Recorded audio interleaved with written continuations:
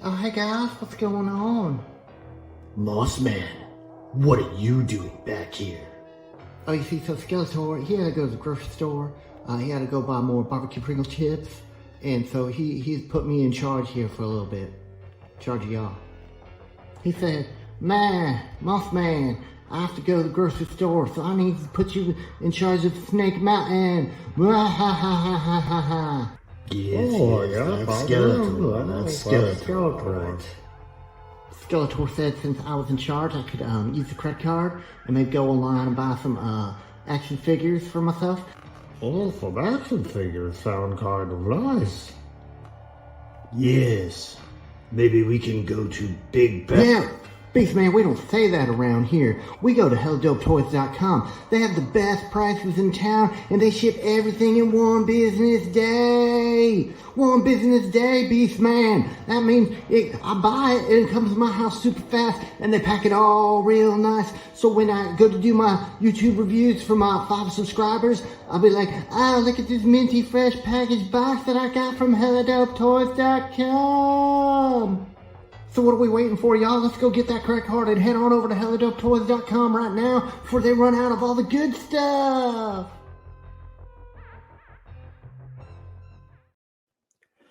Hi, and welcome to Thursday with a Friend. My name is Punk or Lawrence, or I guess I go by Larry now, according to so many people. Listen, that's not my opening. I don't really have an opening for this show, but since I have the creator of Mossman, or at least the voice of Mossman, Ted, how are you doing? Oh, hey guys, how you doing? Lawrence, thank you for having me, friend. I appreciate that. I wasn't expecting the Moss Man intro, and boy, I know the chat's feeling it, but we got to update that thing, my friend. Ooh. Well, there was 2 things. I wasn't planning on doing it either until it sits right below it, and I'm like, you know what? I should just play this. Because my idea was I was originally going to play my opening, and then I was going to play that. But I'm like, that's like almost 3 minutes, man. Like, it's a long time. I don't know if people are going to stick around that long. So I just hit that, and it's also to kind of pressure you into a part 2. And I think I may have told you, but I know I haven't expressed it. I guess this is face to face. Every time I hear from my 5 subscribers, I laugh my ass off. Because first off, it's like me doing a Motu review. It's like 5 people watch it. You know, it's like, hey, look, hey, you just dropped this G.I. Joe one. You got 4,000 views on it. Oh, that Motu one? Yeah, you have like 34. So that line, because Mossman has to be good and bad at everything. So of course Mossman has to believe he's this big time YouTuber. So 5 subscribers is the big time for him. So he's got to stay on top of that for those 5 subscribers. Listen, I love it. I know other people, they enjoy it too. I've had a few people that have, moaned and groaned and said, "Oh, you need another one." Like, listen, first off, it's me. I'm moaning and groaning. Oh, this guy again. Well, it's like, okay, first off, like no one's paying for a commercial. Like they're not paying me for advertising. I'm not paying them to get me one. Like, this is all labor of love for us. All right. And I'm just glad that I asked for the Moss Man before anyone else did. The chat's saying I'm quiet. So, all right. We went through all this beforehand, and I thought I had that worked out. So, do I sound better now? Yeah, I think you. Yeah, I think you do. Cool. But am I super loud? I guess is the question. Sound great in my ear. All right, that's what she said. I'm gonna get a soundboard eventually. I was trying to look for them quickly, and I'm like, I don't even know what to look for. Like, thank you for coming on. There are a good amount of people in the chat, so let's say hi to everyone that has tuned in quickly. Oops, I just highlighted everyone, and now I'm starring everyone. So quickly, podcast from the pit. I know he's not here, but he became a channel member. Thank you very much, Casey. Absolutely wonderful to have you join. We got Master Versal Toy Hunter, Largo's Lair. Let's get on it. DarkClaw and Punk sounds like premise for a good buddy cop movie. As long as I think I work as the bad cop, though. For sure. We got Action Figs. I think I'm the only one that says it properly. Action Figs. We have a Down South 77. We got your partner, Black Knight. Did you realize that Ted is the white one and Aaron is the black one? I was shocked at PowerCon. I was shocked as well. Nobody had told us that before. Oh, Shark Eyes is here, another channel member. We have Bick, who I see come and go from the channel. You need to be here more. We got Graph. Again, this guy's in every single channel. Again, another wonderful channel member here.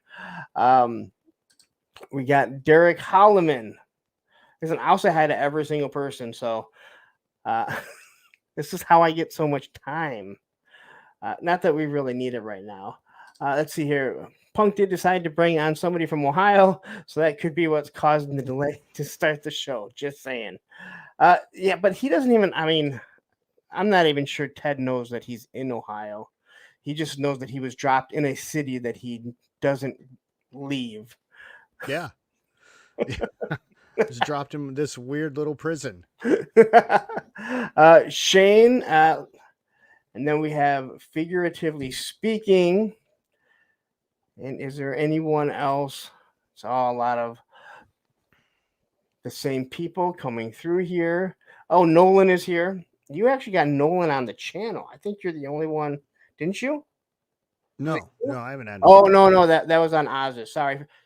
Just scrap that one. Yeah. I mean, I'll bring Nolan on someday if he's down. I can't get him on. He's even a channel member. We have 78 because I don't know how to say his name. Do you know how to say his name? Guggens? Yeah, I just call him 78 every time on, because I know I'm gonna murder that. All right, we got Kiki GI Customs, who is from Australia, I do believe. I see him come and go. So, all right, guys, we're caught up. So, if you guys have any questions for Ted as we go along, please feel free to jump in, ask away, and I will try and watch the comments. But it's not as easy as some people think. And again, let me just announce it now. If I don't read your comment, I'm not trying to ignore you. It's just that they come. There might be a whole bunch. I might be talking to Ted, and if we really don't like you, Ed or Matthew will boot you.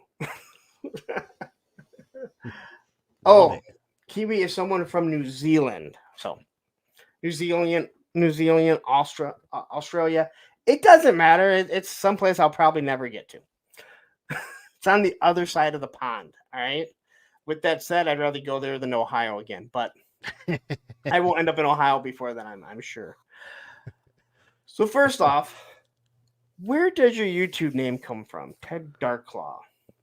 So, Ted is my real name, but my last name is Yekel, and it's incredibly hard to pronounce. So when I say my name, I also have to spell it, because anytime I've ever been on the phone with somebody or at school or something like that, it's my name's Ted Yekel, Yeakel.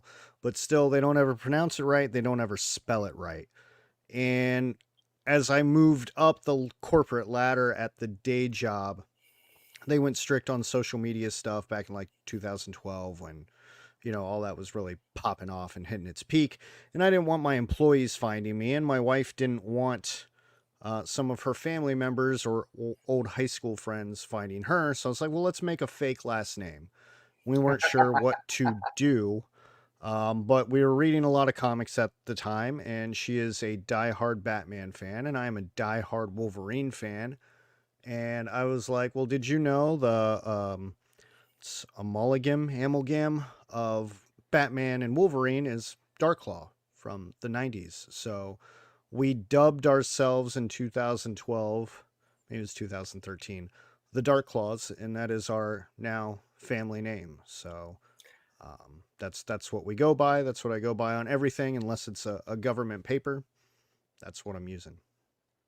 So that's actually pretty intriguing. I knew what DarkClaw was. I knew your last name. I've never heard it pronounced. With that said, I will never even try and pronounce it, because You say Yako? Yakel. Yako. Yeah. It does Yeah. not. Well, I don't want to say that. I'd have to look at it now that I know, but I'll forget by the end of the stream how to say it.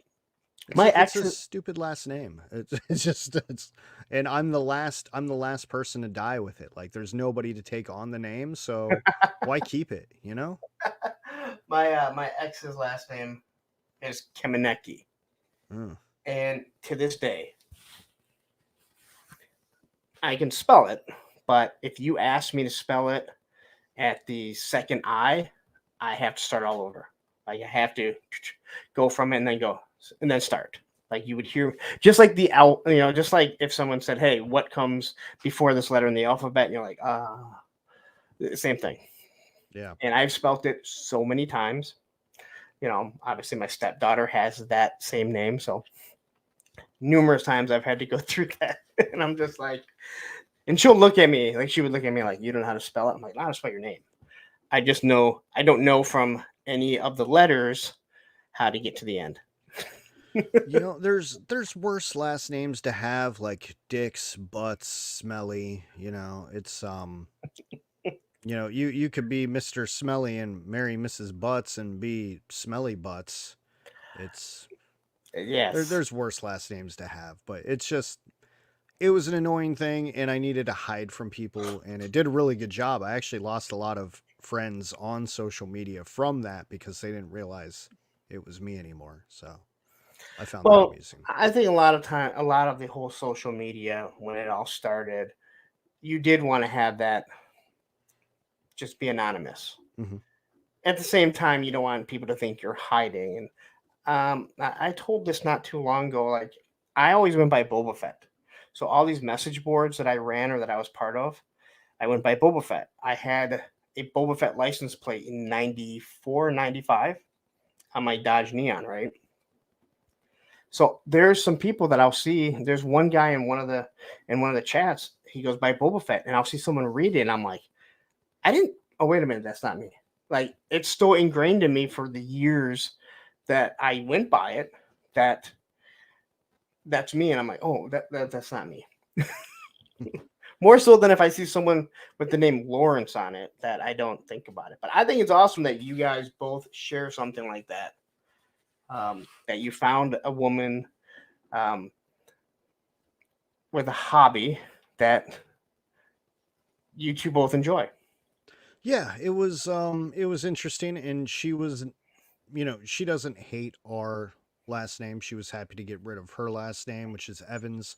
She found it to be boring, so she was happy being a Yakel, but at the same time, she learned real quick. It's again, you don't just tell people your last name. You tell people the last name, and then you spell it for them, and then they still do it wrong, and they still spell it wrong. So she was on board with the DarkClaw thing, and yeah, we're the DarkClaws now, the whole family.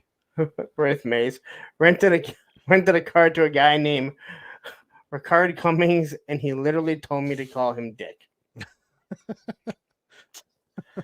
If that's your name, you better be able to take it in stride, make jokes about it, and be willing to take the jokes, because either your parents were completely oblivious or they had the greatest sense of humor ever.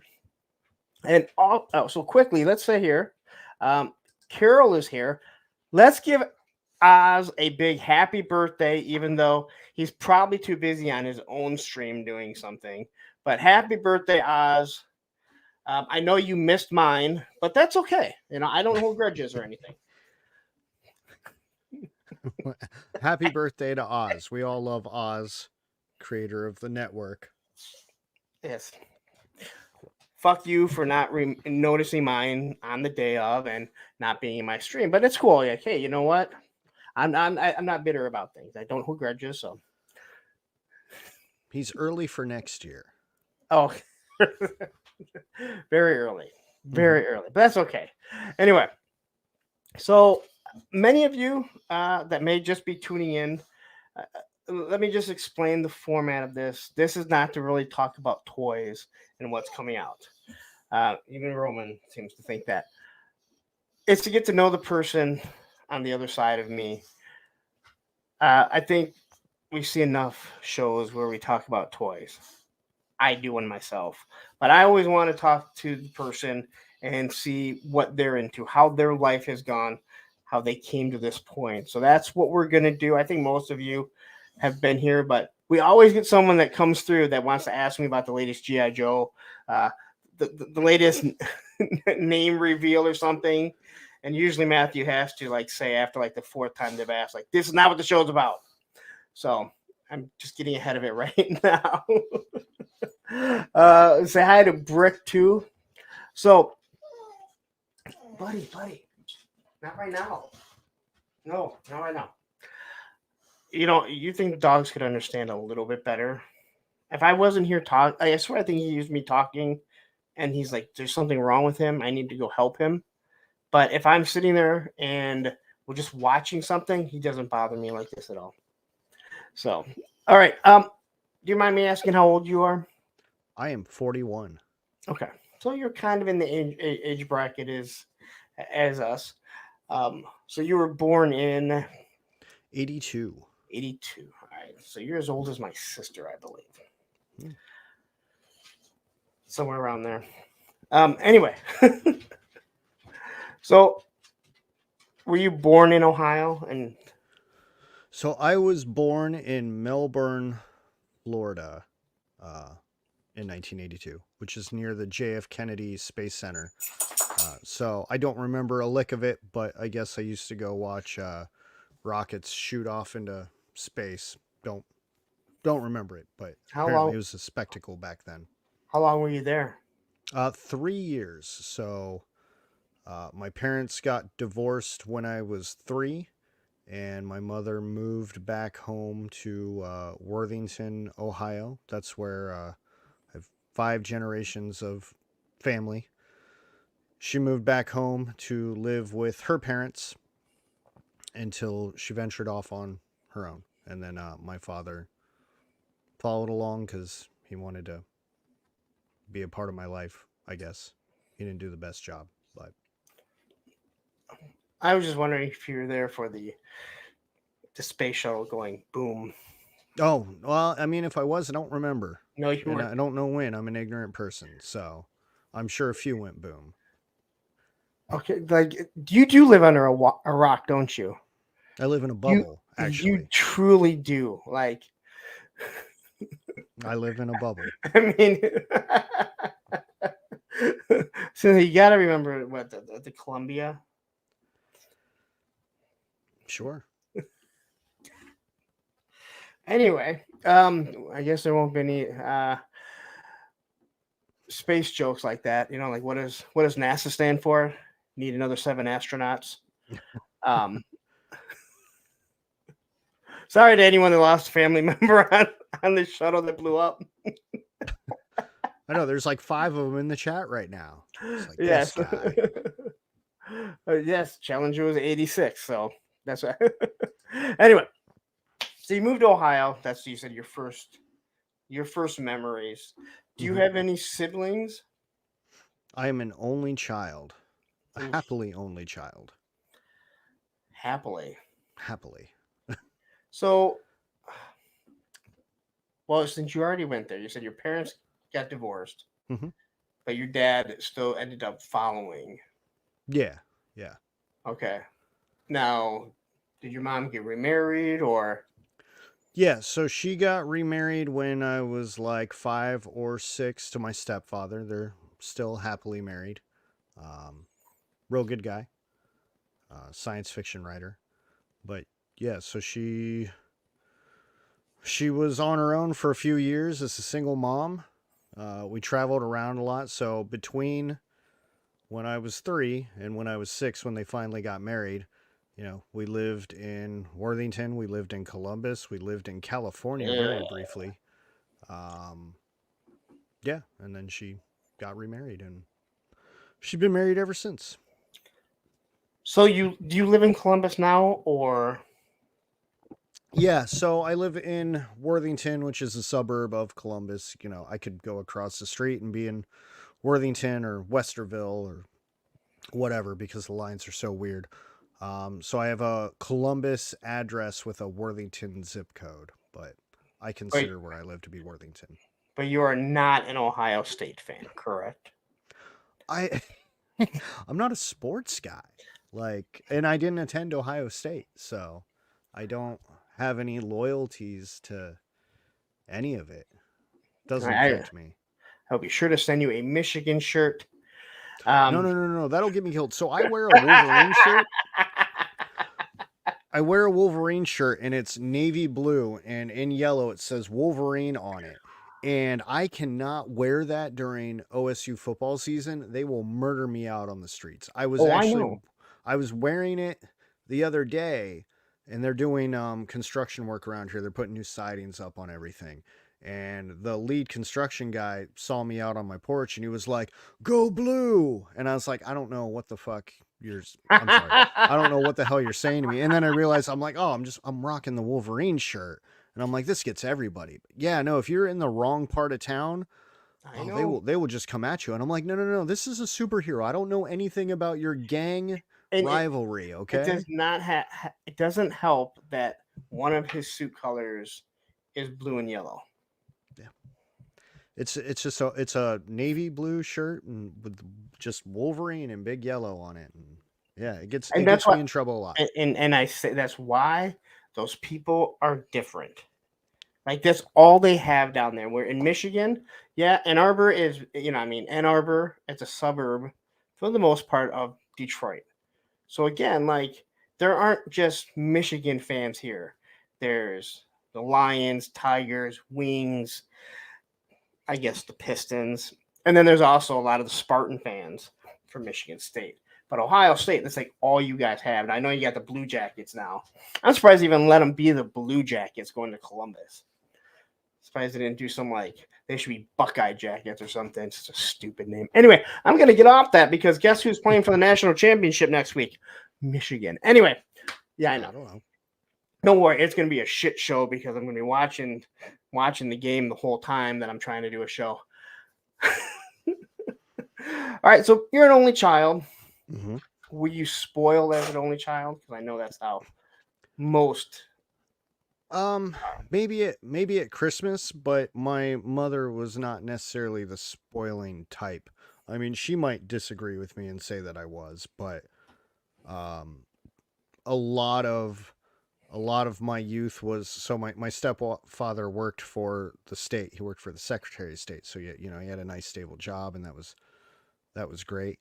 And she was a freelance accountant, so when work was good for her, but in the meantime, sometimes she would have to work like 2 jobs. So the money flow, the cash flow in the family would have peaks and valleys to it. So sometimes we'd be okay, sitting pretty, and other times there wouldn't be any food in the cabinets. So I don't know if spoiled's the best word for it, but they did always take very good care of me at Christmas time and my birthday. Well, they only had one kid to take care of, so. Yeah. That's the way I like it. So as you start to get a little bit older, do you remember your first the first toys you played with, or the first toys you just had some sort of affection for? Yeah. So, being born in 82, He-Man and Thundercats were a big part of the early memories. So if I think of my earliest memory of television, it is He-Man followed by Thundercats. And then I fell right into that TMNT era as well. So yeah, I had a lot of He-Man. I had a lot of Thundercats. I had a lot of Teenage Mutant Ninja Turtles. And that was really a lot of it until, the 90s when, the X-Men and Spider-Man cartoons started hitting, and, there were Toy Biz figures, and that's eventually what things evolved into. But yeah, prominently He-Man and Turtles growing up. I missed G.I. Joe, like, completely. Yes. G.I. Joe and Transformers missed me 100%. Star Wars. There was a Star Wars year, but that was when I was older. So I didn't have a lot of the, 80s Star Wars stuff. I had, the late 90s Star Wars stuff. Was there late 90s Star Wars stuff? There were. I mean, Oh not wait, maybe wait, not wait late 90s, maybe no, like I'm mid sorry. 90s. I'm Maybe sorry. I'm talking I like was thinking 96. I was thinking 80s. I'm sorry. I was thinking 80s. Yeah. In 90s, there's a lot because I remember the Power of the Force. Yes. And since you did mention X-Men, Hmm. I just have to do. I want that in everyone's head because now it's stuck in my head. It's a And banger. It should be yeah, stuck in your and head. sadly, I went and I'm like, all right, well, I thought it was supposed to come out. I thought 97 was supposed to come out yesterday, but now they just No. say 2024. Uh, It's like Monster Force 2024. Oh, so it's gonna come out sometime. Can I get a so date? I believe the real date is sometime in like March or April. There's a prequel comic coming out for it, and that's supposed to hit in March. So I think they're supposed to align. So I would guess second quarter. Why do I need a prequel comic? We have 5 seasons of prequels. Hey, I agree. I agree. Like, Put the fucking shit out already, you know? wait a minute, like, wasn't that season 1 through 5? Isn't it technically the prequel to 97? Yeah. Like, let me be happy or let me be disappointed. Just let me feel something, you know? Yeah, I mean, Star Besides Wars would. anger from waiting. Yeah, Star Wars would never release like figures early. Like you have to wait like 2 years and like, oh hey, I remember when this series came out and I was disappointed. Now I can be disappointed with the Black Series figures. Oh hey, look, and the carbonized Black Series figures. So, all right. So you were big in the. You said He-Man, Thundercats, TMNT. So you were big into TMNT, or you just happened to? Because that was at my like TMNT. Like I remember a kid in middle school bringing in the first like comics that were all black and white, and they were Mhm. very, very different than what we eventually got to see and to know. So it was past my time. I never really got into any of that. I missed the comics in my youth. I did not read those comics until I was a very old man. Uh, but yeah, the 89 cartoon started, maybe it was 88, 89. And then next thing you know, I'm like in first grade. And at recess, everybody's got their turtle figure. And they just all run around the playground during recess, just having big turtle battles. And I was like, damn, I need to get in on that. I have a ton of turtle figures. Um, yeah, and I tried to get in on that. And of course, like, you know, the day I do, they're all like, yeah, we're going to start playing something else. And I'm just like, yeah, fuck you guys. Play by Yeah, myself, you assholes. I'm sorry. As a kid, that was the worst. But like, you finally see this group of people, they have some, and then you show up, and they're like, "Oh yeah, we're not playing that anymore." And you're like, Yeah. Yeah. I think we've all had that experience to, and you just again, you're a kid, you're mortified. You're like, great, like, Yeah. But when the movie came out, like that was a big deal to young me because I didn't believe it was true at first. I thought it was a fever dream the first time I actually saw it. Like when I saw the first trailer, I was like, there's no way I actually really saw that. There's no way that this is happening. But yeah, we got the Turtles movie, and uh, you know, when NECA released those movie figures a few years ago, was that like 2018, 2019? yeah. Like, man, that was just a lifelong dream come true. So And I gotta say here, Liquid Identity says now is a great time to be a turtle fan and to face. And I have to say, you're probably right. I've said this to Matthew. I've said this to Tony before. I am so. I mean, I don't talk turtles because I don't. It's not my wheelhouse. If you like it, great. There are other channels that they love that stuff. I am so glad that I'm not into turtles and Transformers because, man, you think it's bad getting hammered with GI Joe stuff? Turtles and Transformers, like you can't even keep up with it. I watched Tidarium Hanger. Listen, Tidarium Hanger, you would think that it would be all Star Wars. His half-hour shows, 20 minutes, are Transformers, and usually they're knockoff Transformers that he's going through. And I'm just like, how does anyone keep up with this? It's not even possible to keep up with how many Transformers. But Turtles are the same way. Is it NECA? Oh, I don't know. Is it Play School? I don't know. Is it that other brand, Super 7? The Super overpriced 7, one that is going to look like crap. Speaking of Super 7, did you see the $90 glow in the dark Chitara. I saw pictures. I did not see the price tag because we don't buy them and we don't sell them, so I don't have to worry about I believe it's a BBTS exclusive, and all I could do was look at $90 and went, "All right, dude." Or someone was on drugs when they sent out that price, right? it. Yeah, It's like that's super excessive. glow or something. That's the price that I would expect FYE to put it at, after they paid $25 for it.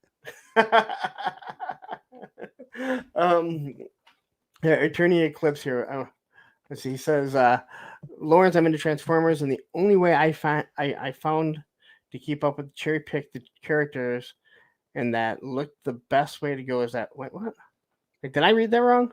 He's Lawrence? saying, whatever looks cool, buy that. And Oh, yeah. Well, no, I understand that, but it's kind of like, it's just crazy. Like, it's just absolutely crazy. Okay, so anyway, enough about that. I don't collect Transformers. They're cool.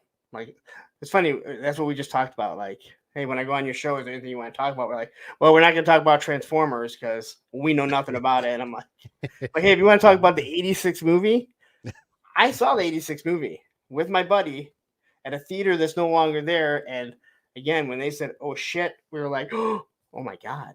Like, they swore. That was a bigger surprise than Optimus dying, to be honest. spoilers, I haven't seen it yet. Oh, sorry. Spoilers coming. Spike says, oh, shit. And then spoilers again. Ultra Magnus says, damn it, open. So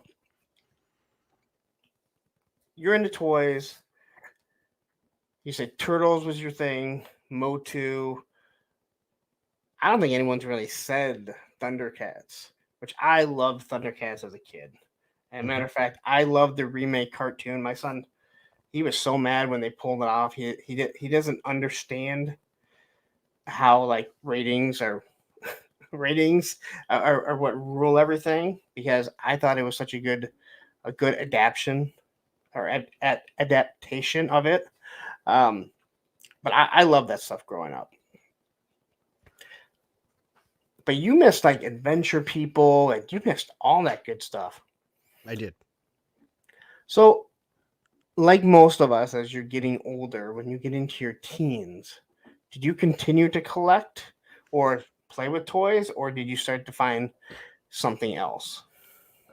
No, I collected until I moved out of my mother's house at 19. But it evolved into more wrestling figures. So probably by 97, 98, unless I saw something that looked really cool, which would usually be like a McFarlane figure at the time, before he was doing statues, but he would make some really cool figures for Image and stuff. Yes. But it was primarily wrestling figures, and that's what everything went into, building this giant ring in my closet with the Titantron, and you got all the figures, and you're having dream matches with WWF and WCW guys, and yeah, that's what it evolved into. But I never stopped. The only reason I did ever truly stop was because I moved out. I moved in with Aaron, and I didn't have any more money. And in fact, when I moved in with Aaron, I didn't have anything.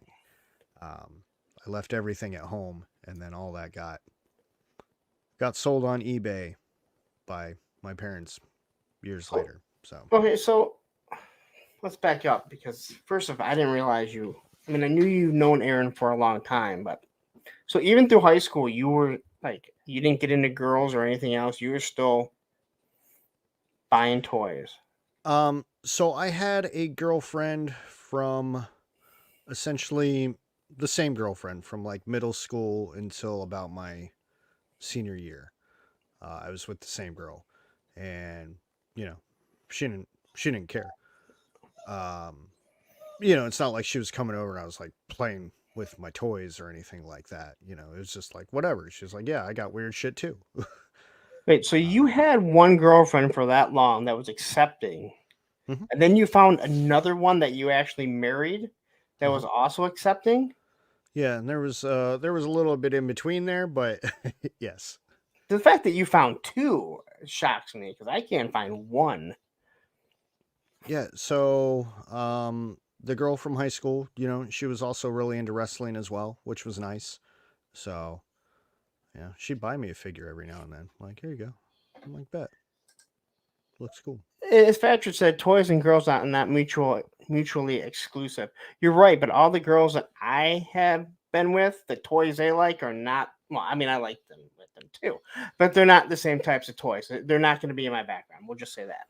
Now, in defense, my wife didn't come out of the box that way. That actually took many, many years. I've been married 20 years, so I would say it took me a good 12 to get to that point because when we got married, uh, she was raised very conservatively.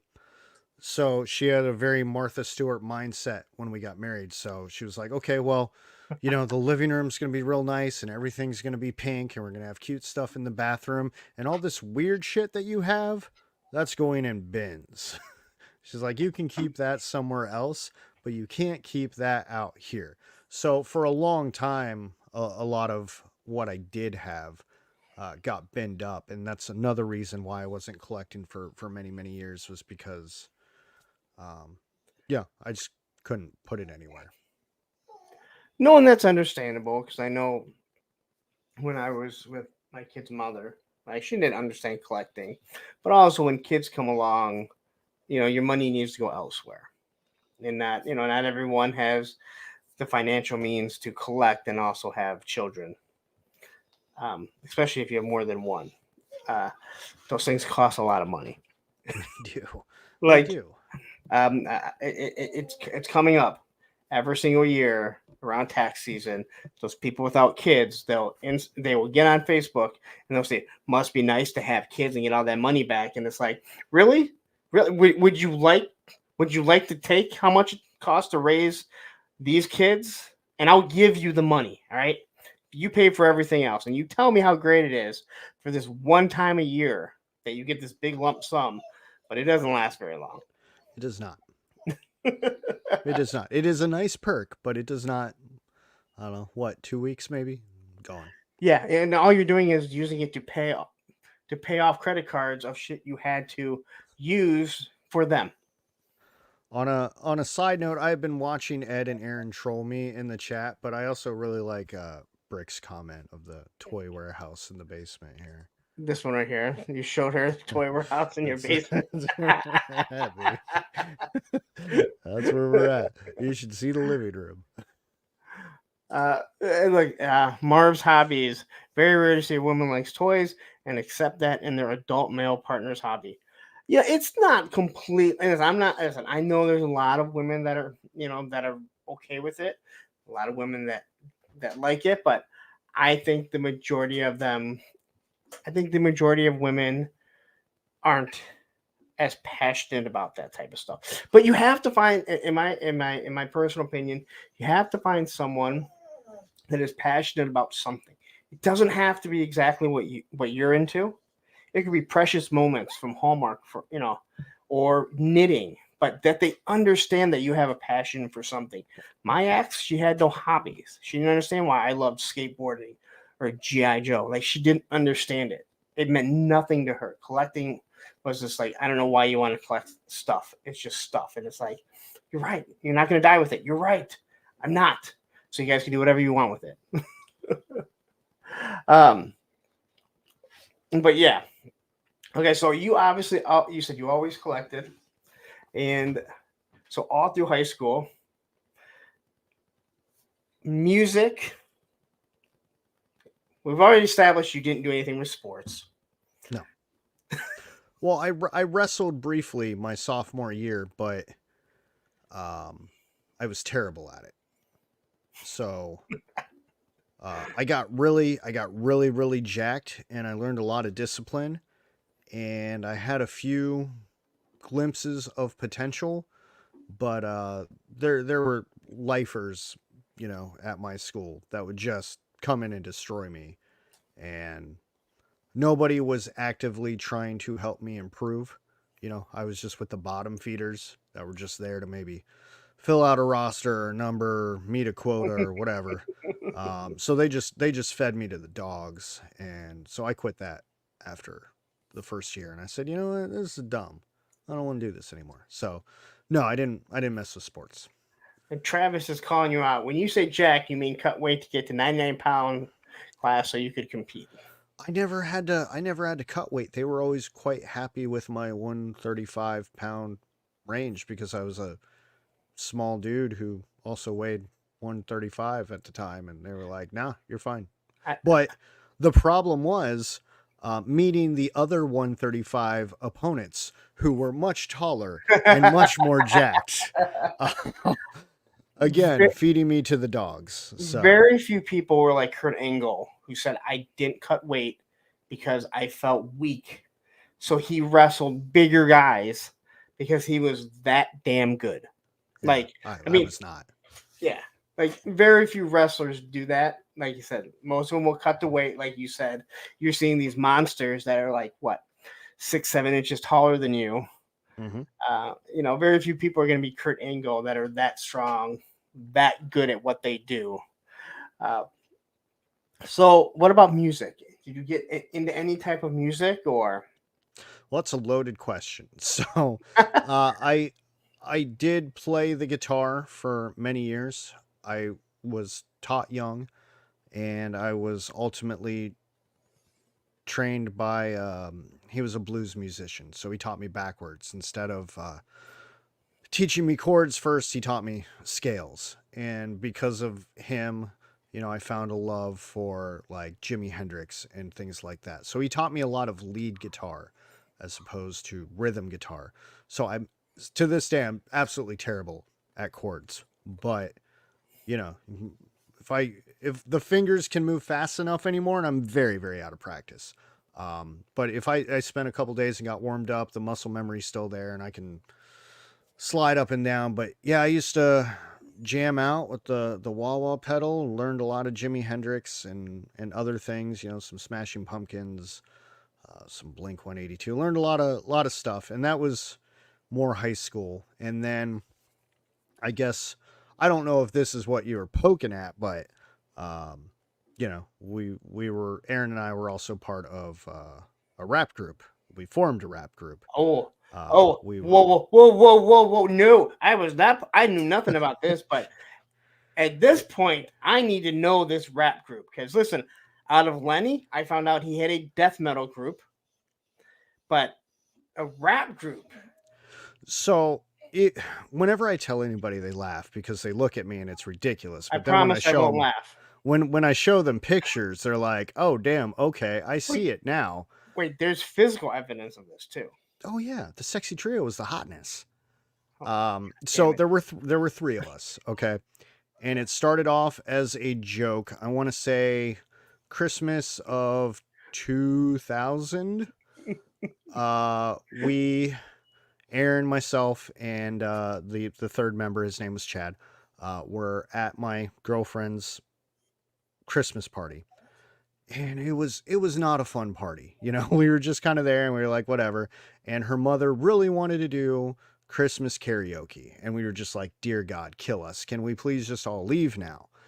And so, we came up with the idea of, okay, well, fine, we'll play along with their Christmas karaoke, but what if we make like this silly rap song? So we wrote Here Comes Ghetto Claus to Here Comes Santa Claus. We beatboxed it. It was all a cappella. And yeah, that kind of became popular. And we would perform it often. And then it was like, okay, well, you guys should write something else. So we wrote some other stuff, and it was all terrible. Every now and then we came out with something good.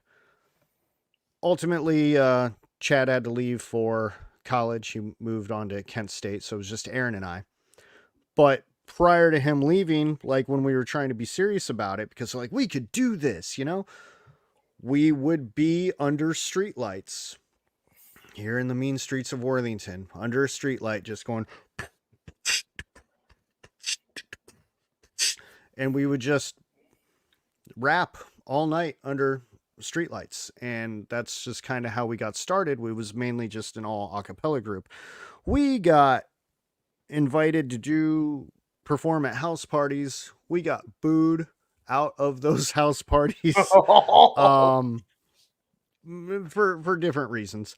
But it was always a spectacle. It's like, oh, you guys should do the rapping thing. You should do the rapping thing. So when Aaron and I lived together, it was just like, we'd be bored a lot. It was like, well, cool, let's write some stuff and maybe let's add some beats to it. So we would find free beats from the internet and we'd write some songs. We actually produced a demo album, which I think is some of our best stuff. I don't know if it necessarily holds up well, but every now and then, if he and I are together in a car and one of us happens to have a copy of the CD or the digital, I don't know, it might all be lost now because I left him in charge of it.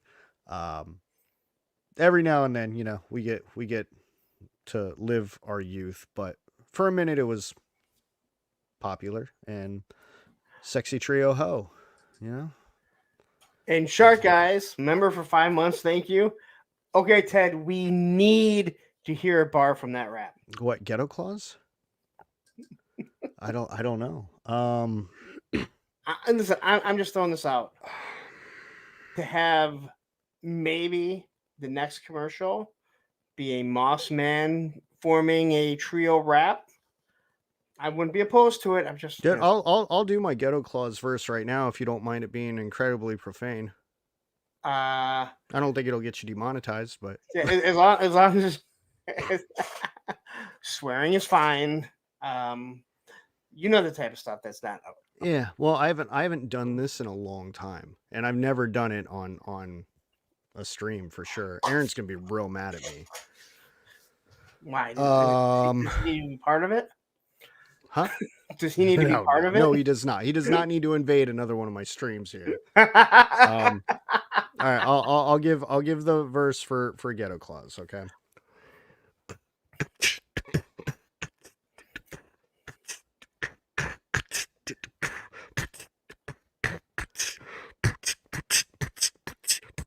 Here comes Ghetto Claws, riding in his hoopty.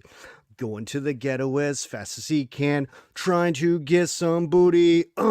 If he does not wear that rubber, he'll get STDs. And then he will be completely, because he'll have herpes. Sorry, it got bad. I needed to stop there. I'm sorry. Can't celebrate Kwanzaa. I'm done now. I'm done. I'm done embarrassing myself. You know what? I love that you're willing to put yourself out there, and I was embarrassed to do the early X-Men sound. For the record, that was written in the year 2000, and I was 17 years old. So it's not like I'm just sitting here like I just had some grand moment, and I'm like, you guys need to buy this album. That is not it. I'm well aware of what it is. So. There's a lot of things from 24 years ago that I used to like that I can't remember all the lyrics, but you knew that. So I feel like you've practiced this more than just once since then. It's forever ingrained in my mind. I know all of Aaron's lyrics. I know all of my lyrics. I know all of Chad's lyrics. Oh, that's awesome. Forever, permanently. The things I can remember. I don't remember what I did yesterday, but I can belt out some sexy trio. Yeah, you know what? I understand that. I love it. Like, no, I had no idea. Have you talked about this before on other streams? There's a joke on Largo's Lair. Wilhelm seems incredibly fascinated by the sexy trio. So it's kind of a joke over there with Wilhelm and Largo, but I think that's the extent of it. Whenever Aaron and I talk about it, we usually get laughed at. And, after what I just did, rightfully so, right? Listen, I know there's some talk about Fresh Monkey Fiction right now and not being able to get all of these Santa Clauses, but you have got to get at least one Santa Claus from that Fresh Monkey Fiction that fits Ghetto Claus and have him in some of your Moss Man videos, especially come Christmas time.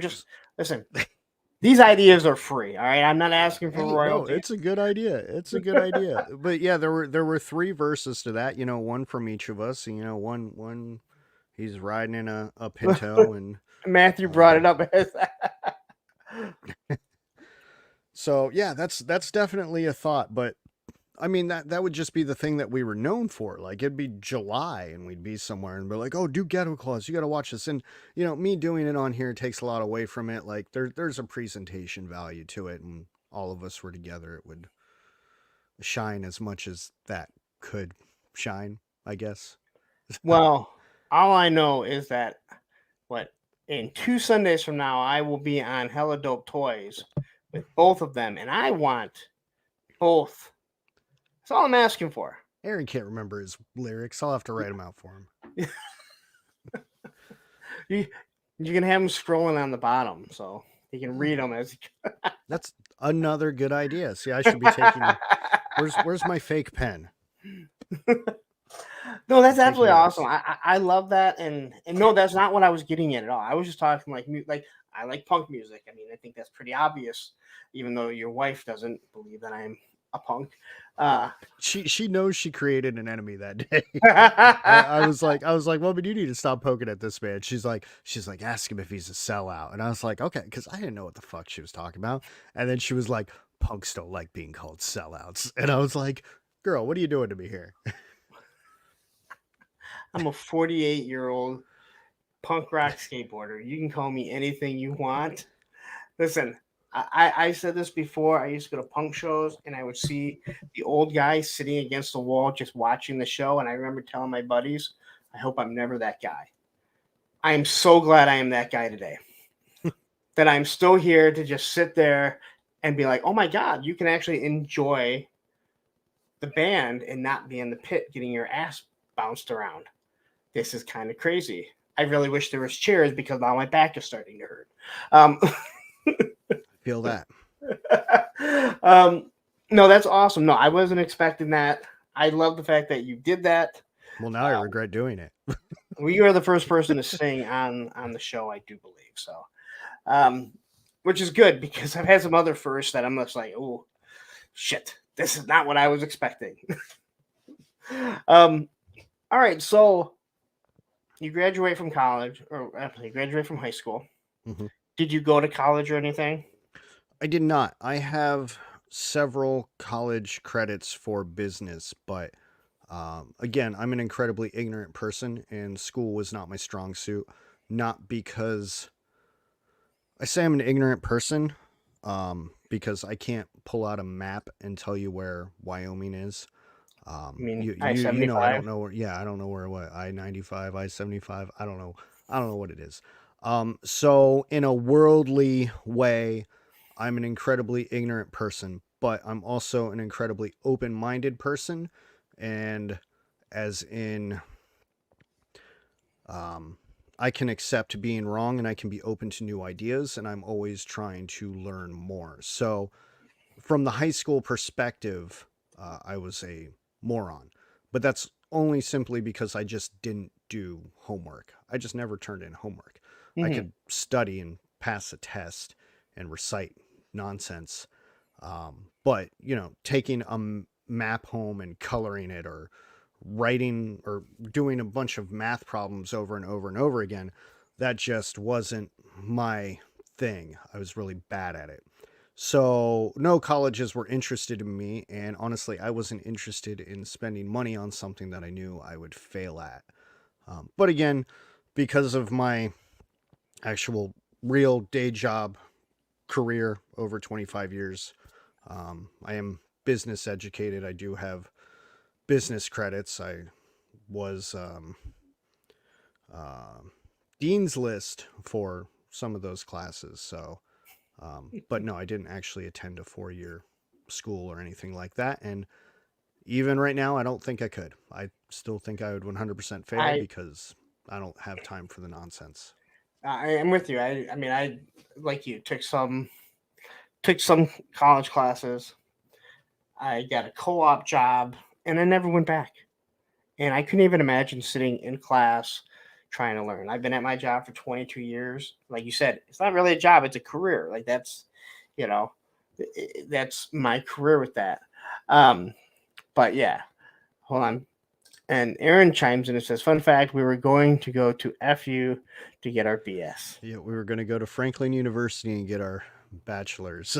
That was a fun thing that we said. We never did because we were too busy rapping and drinking excessively, or in Aaron's case, working multiple jobs. So, Well, that is very interesting. So obviously, if you said you've been at your job for 25 years, I have been at the company I'm with for 9.5, but okay. I've been in the industry for 25 years. Now, do you mind discussing? No, I can discuss it. I can't say You don't need to say. You don't need to say the like name because where right now. I yeah. mean, if you're friends with me on Facebook, you can go easily find it, but I just don't say it online because I never know if they're watching or not, you know? No, and you don't need to. So, but let's so you said you moved out at 19 in with Aaron. Now, if anyone doesn't know, Aaron is his business partner with Hella Dope Toys, and again, obviously, what people don't realize is they've also been friends for many, many years. So, how come you moved out of your mom's house? I had it pretty good at my parents' house for the most part.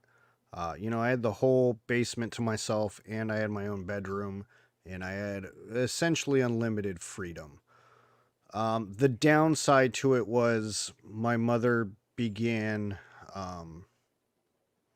collecting and rescuing ferrets. And while ferrets are real cute animals, they smell really bad.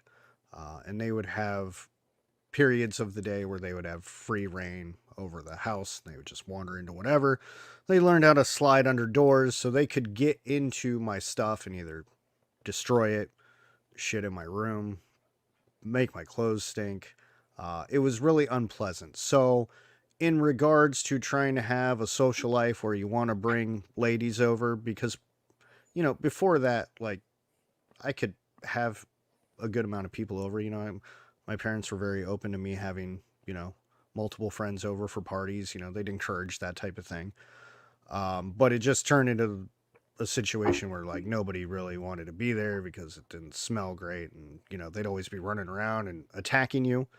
And then you know once they got privy to me having a job, they wanted to start charging me what I felt to be an ignorant amount to be staying there when I could spend the same amount to go live on my own. And that's just what I chose to do. I said, well, I would like to just go have my own freedom and be out on my own in the world. And I don't know, sometimes you look back at a turning point of your life on like, maybe if I hadn't done this, things would have gone differently.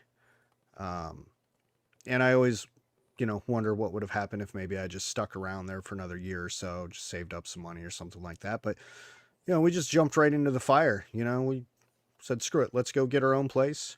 We moved into a place and chaos ensued. So how long have you known Aaron for? Since I was in 7th grade. So 1995. Oh, wow. So truly a lifelong friend. Yeah.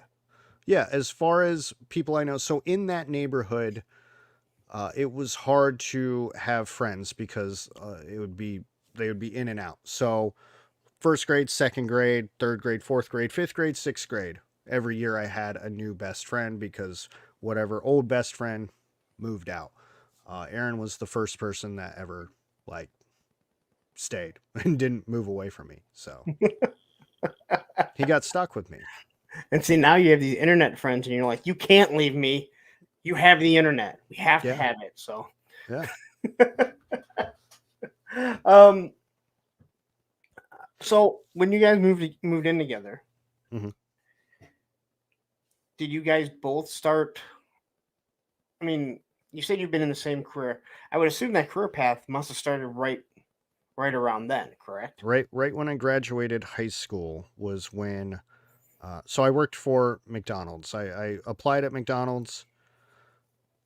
Prior to McDonald's, I had an internship with a graphic design studio, which was very nice. And I probably actually would have had a very nice, longer career there had they have not gone under. So they went under and that opportunity was no longer there. and I needed money. My parents gave me an old car. They said it's got a full tank of gas and 1 month of insurance, and after that you're on your own. And I ran that thing out of gas and I ran out of insurance, and they said, well, that's it, you're cut off, go figure it out. So the only place I could apply to was the McDonald's across the street, which oddly enough is still across the street from me because that's the neighborhood I live in now. And yeah, just moved up very quickly there. And as soon as I graduated high school, they were like, yo, we're putting a shirt and tie on you, boy. And that's what they did. But it was at that time a lot of money, more money than I had ever seen. And so, yeah, I kind of sold my soul. Okay, so this is interesting. Aaron is saying that, fun fact, Ted draws awesome comics. You didn't mention anything about being an artist.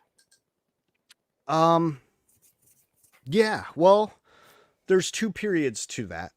One, my youth, because that's when I was very young. I wanted to be an animator for Disney. That was kind of like when I was like in first or second grade. I'll back up a little bit.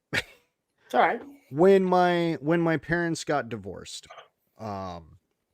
there would be periods where my mother would drop me off at my father's house and they would go have some sort of argument about how he's a bum or whatever. So I was just left in this room with no television or anything. So the only thing I had was this pack of pink printer paper and a pen. And, I wanted to watch He-Man and Thundercats or Inspector Gadget or some shit. So since I didn't have any access to any television or anything and I needed to zone that out, I started making my own cartoons. And that's my first memory of ever drawing, when I was like 4 years old. So that carried on. I've always been a creator, and I drew all through my youth, through middle school and high school, and really wanted to do something with it. But when you're an artist, artists are very abusive to themselves. It's very hard to turn off the negative voice inside. You have to have a very strong mindset to not create something and look at it, immediately tell yourself that it sucks, or create something, walk away from it for 10 minutes, come back with it with new eyes, thinking that, hey, this is a great thing. And then you look at it and you're like, hey, that's a giant fucking dog turd. And so that and the new corporate lifestyle that I had taken upon really took away from that, but I had turned that artistic ability into more technological. So I was doing more web design and more graphic design instead of drawing. But one of the businesses that I started prior to Hella Dope was being a freelance illustrator. So I was specializing in cartooning. So I was a freelance cartoonist, and I would do everything digital. And there's a deeper story as to why I did that, but that's what I was doing for several years. That's why I took the job that I have now. And I would just go to work all day, and then I would come home and I would draw something for somebody all night, whether that was for graphics for a phone app, or some guy needed the alphabet drawn in a really specific way that he couldn't find a freaking font for. And I would have to draw that, or I'd have to draw hands counting down, or I need to draw something that would look really good on a billboard or some logo. And ultimately what happened was my love for drawing got taken away from me by working 10, 12 hours a day. And then I got to come home and I got to deal with family. But, I have a deadline to meet. I have something that's due tomorrow. And then I would have to come down here and I would have to draw something that I hated drawing. And that's consistently what kept happening. I wasn't getting to draw the things I wanted to draw. I was being forced to draw things for somebody else for money. And that took the love of it out of me. So aside from designing a few of my wife's tattoos, I very much quit in 2017 and haven't touched it since. Maybe I'm wrong, but I think a lot of what you're saying is that you're doing commission work, and I would assume you have a daughter, right? Only a daughter, Yes. and then she's probably young at the time. Yes. Well, So, yeah. but I mean, just to take away from like time with them for something you don't even want to do, and it's kind of like the same for anything like YouTube. It's like that's why you tend to start to move away from a lot of reviews. I've moved away from a lot of reviews that I want to do. It takes so much time away, and it's like it's not really worth it for me anymore. And so I can fully understand that, especially when you're taking time away from, your child who, listen, they only like us for so long. Then That they is don't true. like us. And then I'm told they eventually come back, They do. probably when they need something. Uh, but okay, no, I had no idea. I knew nothing about art. I didn't know about your rap career. I didn't know about your artist career. Um, so you and Aaron, I believe, work at the same company, correct? Yes, that is Okay. correct. So what is the industry that you guys are in? It is restaurant, so it's Okay. technically labeled fast food, but they don't consider it fast food, but that's ultimately what it is. But Okay. it's not the McDonald's, Wendy's, Burger King style fast food. It's more of a, you call it an experience, I guess. I don't know. Is it McDonald's from Coming to America? No, it is Is it not. McDonald? What is it? Not that. I did that for 17 years and couldn't do it again. So Wait, you worked at McDonald's for that long? yeah. Wow. Yeah, well, on and off.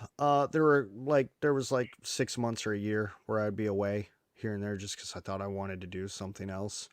Unfortunately, in that industry, when you start off so young and you move up so fast, and they train you so extensively, they make you believe that you don't have any other skills. So, unfortunately, for a long period of my life, um, they made me believe, or maybe it wasn't them. Maybe it was just me. But I did not believe that I was capable of being good at anything else. So I Okay. stayed because I would go there and they would essentially, for a long time, treated me like God's gift. I used to have a big ego about it. I used to tell people they're going to build gold statues of me in front of buildings because of how good I was at my job. But yeah, for a long time I just believed, well, this is the only thing I'm good at, so this is the only thing I'm ever going to do. And until I got older and wiser, and you Okay. step away from a minute. Yeah, but yeah, I was there for a very long time. And again, I was corrected. McDowell's, that's right. Hmm. Corrected by 3 people. Thank you. I like when I make a mistake on one of my reviews and people continue to tell me. It's awesome. Yeah, So everyone can tell me. 15 comments of it. Yeah. And Nicotronis. Nicotronis. Nicotronis. All right. It's like you're trying to say it when you're trying to pronounce it, then you say it and you're like, oh, I can see it now. I think you meant a Big Mac. So all the talk of McDonald's. I'm not gonna lie, I hear McDonald's and I just want an Egg McMuffin. The greatest thing that they've ever produced is the Egg McMuffin. That I eat those way, way, way too much in the morning. Not gonna lie. Now I'm probably gonna have one tomorrow morning. Uh, all right, so you got married at what, 21, you said? I was about 20, about to turn 21. Yeah. So you guys must have gotten married pretty quick. Yes. You said you were with someone Yes. till senior year. Yes. So you met Mrs. DarkClaw, mm-hmm. who would have just been Mrs.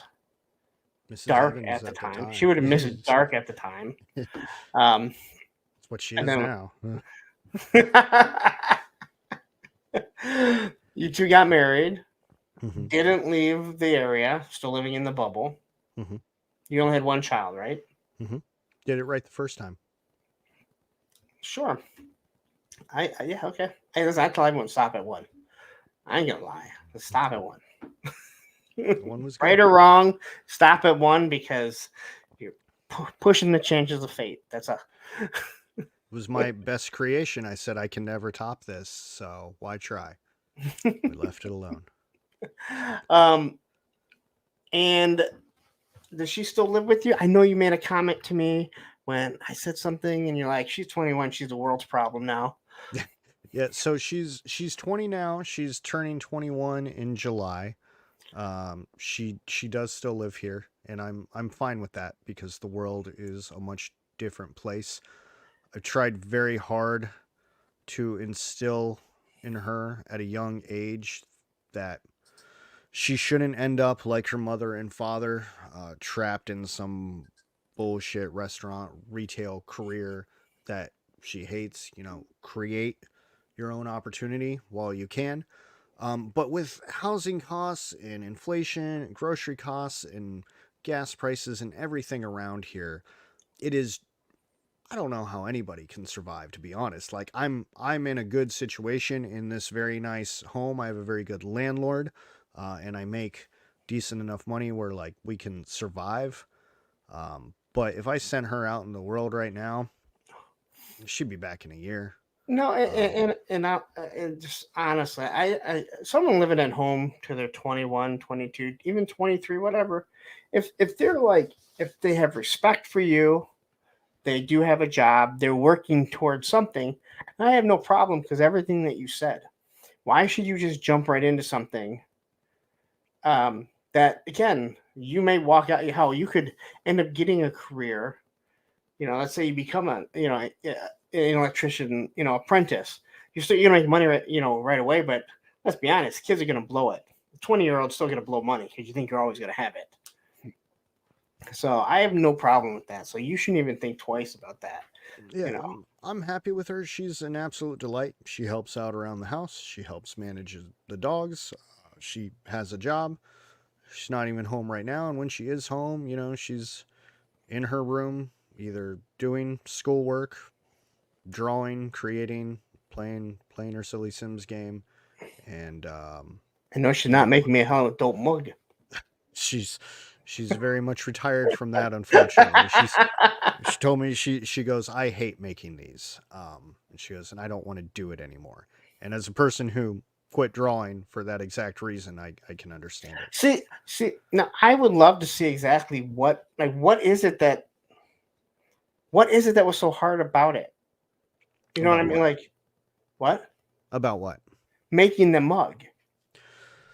So the mugs have Hold on. layers. So the mug has several color layers, right?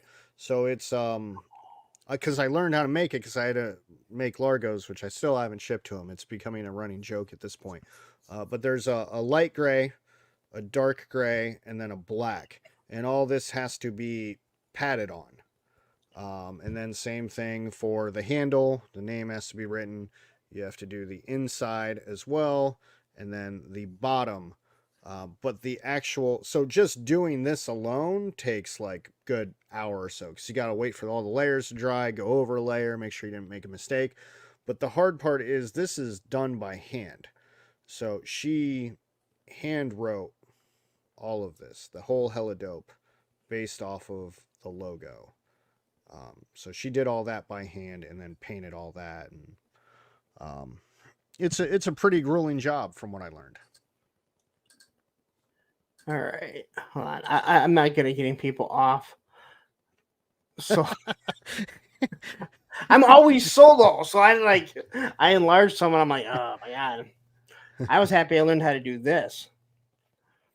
Oh yeah, Yeah, I was like, oh my that's a God, good that's so one. easy. It is so easy. Yeah, I learned that by mistake one day, and I was like, let's go. So now that makes more sense because I didn't understand. Like, I mean, I could see it, but I'm like, why you guys just don't send it to a place and then people can go order it? Like, like what I do with my merchandise. Anyone can just go and order it. I'm not housing it, nothing like that.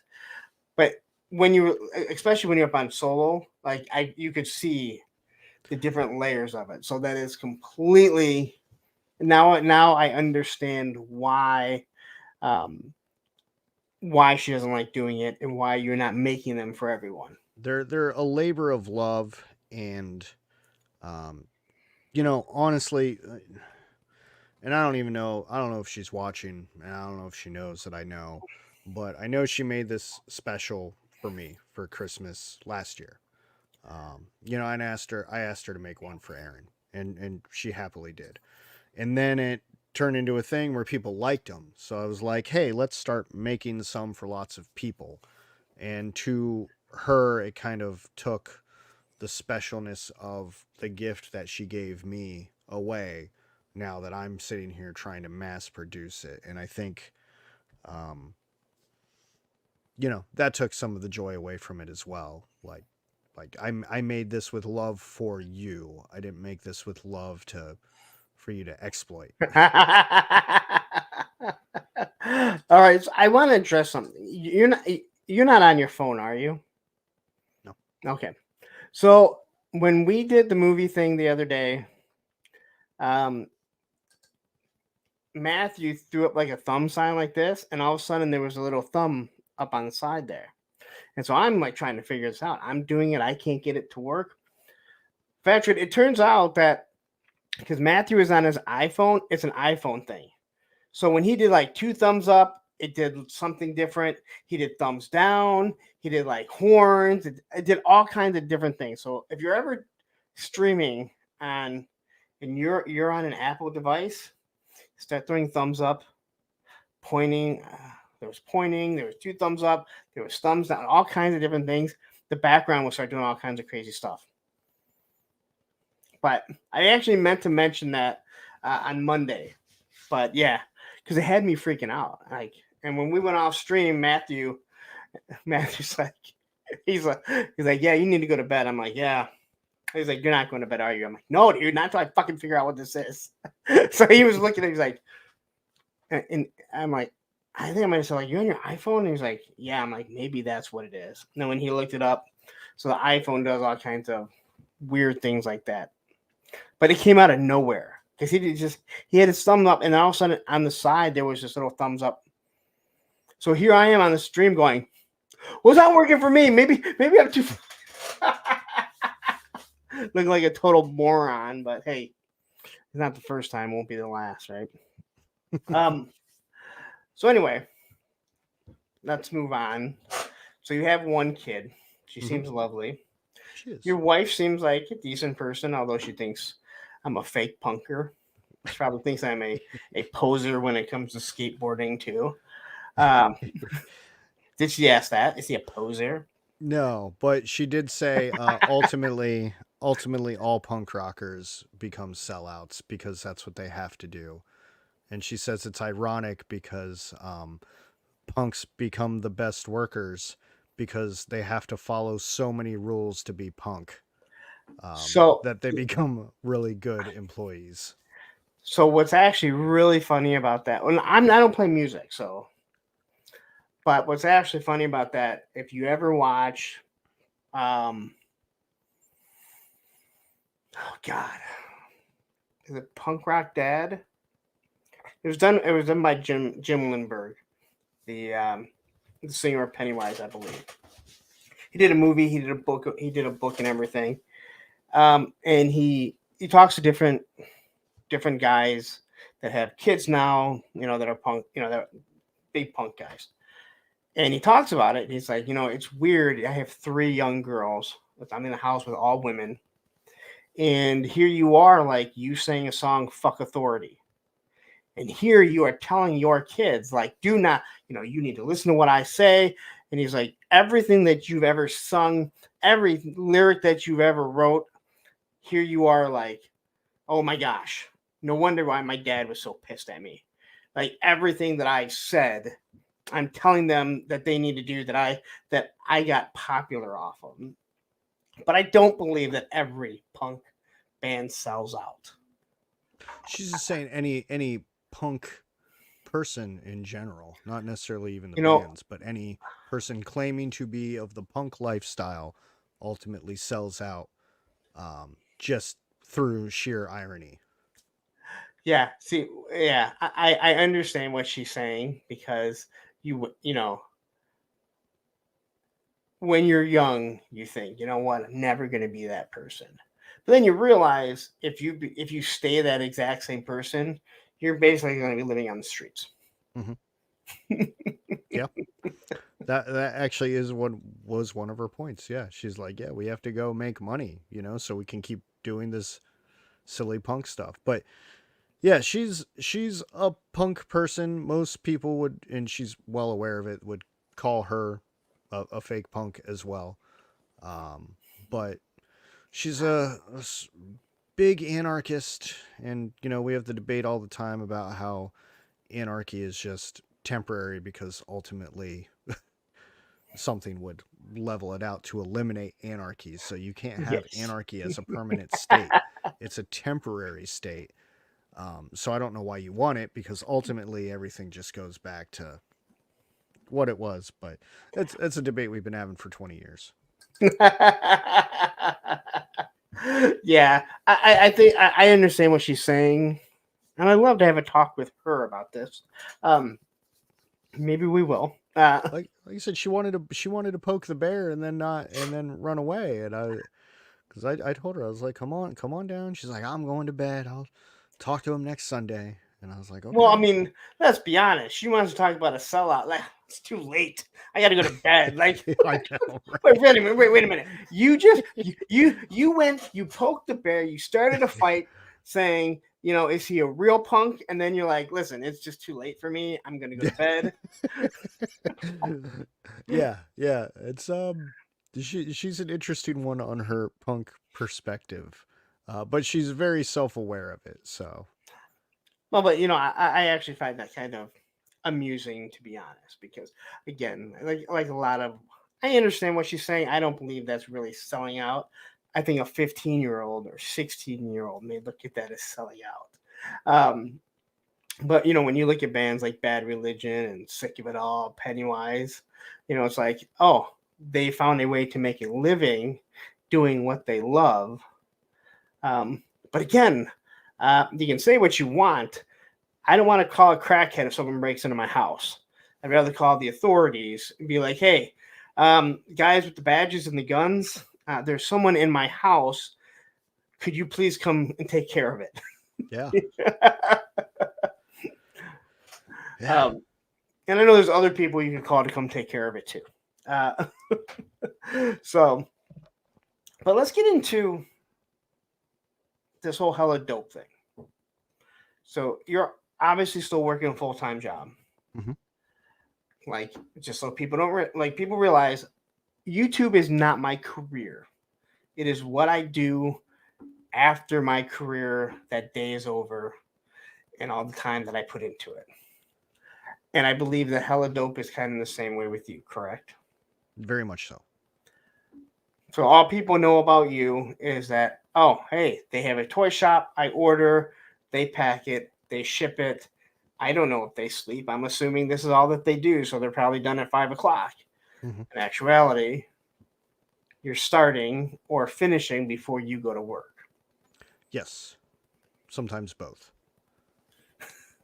So For sure. how did this all come about? Um, can I give the really long story? You listen. Even if I say I'd like to be done by, let's say, midnight, I'm probably gonna go to bed at like 2 in the morning because I have issues. I can like give the short version, but No, I no, mean to I want the actual explanation because I don't think you've ever really told the explanation, and that's really what I want for this show. I want you to. so I'm gonna back this up to when I was young, right?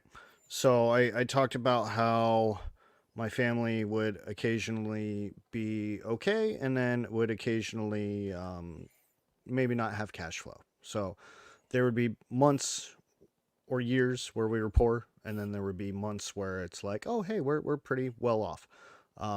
In addition to that, the neighborhood that we had moved into was progressively getting worse as time went on. Still to this day, it gets worse. So when I would need when I would want money, whether that was for toys or to just go across the street and get a Coke in the candy bar, my mother would essentially tell me to piss off. You know, like, go get a job. And I'm like, I'm 8. I can't get a job. And she's like, well, go do work around the neighborhood. She goes, look at all this stuff you can do. Because my mother was, you know, an entrepreneur herself. She was a freelance accountant. So she worked job to job and built her own accounting business. So that's what she was trying to instill in me. She's like, I don't have any money for you. Go figure it out. So that's what I did in my youth.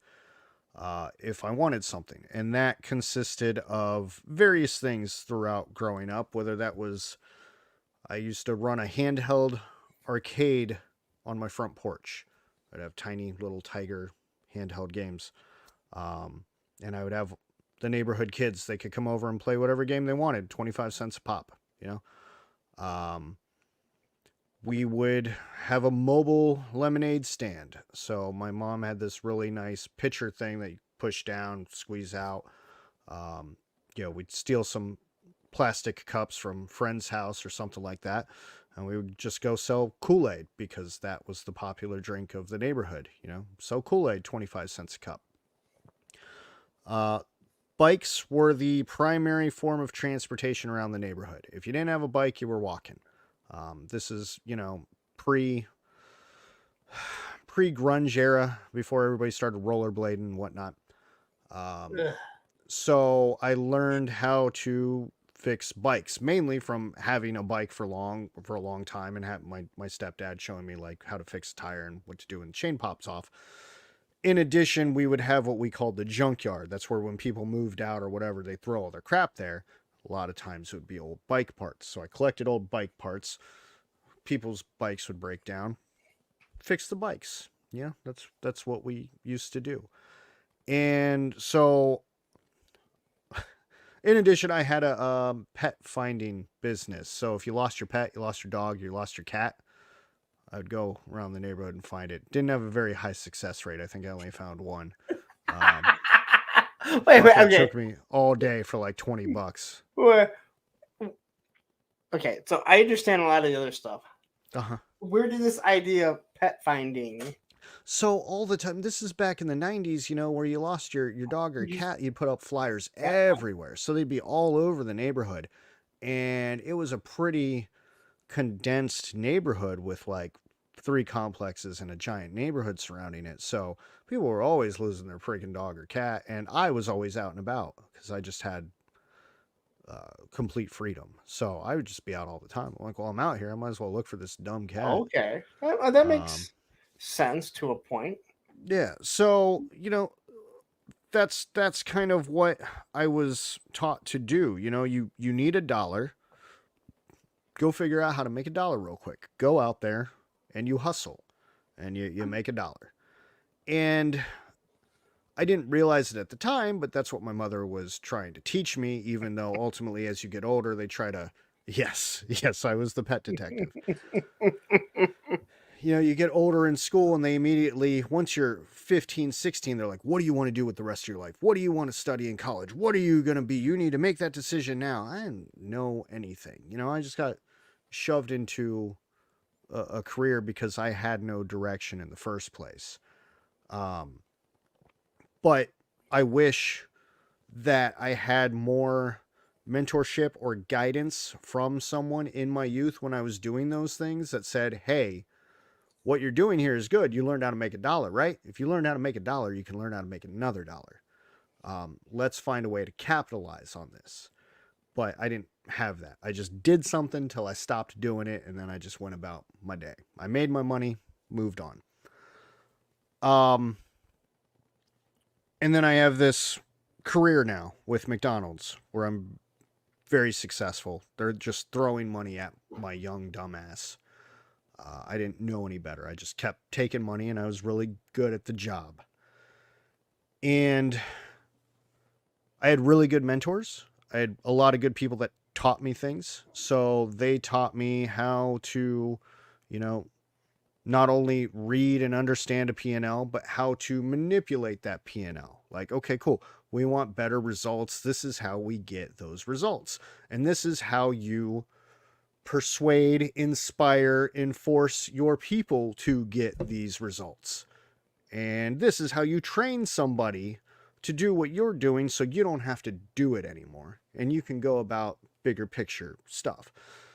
So I was taught really, really well, but those mentors got promoted and moved on, and I began to fill the shoes that they had. But unfortunately, the people that replaced them were awful. Unpleasant, aggressive. The company was changing focus. A lot of my bosses, like I'd have a boss for 6 months, I'd get a new boss.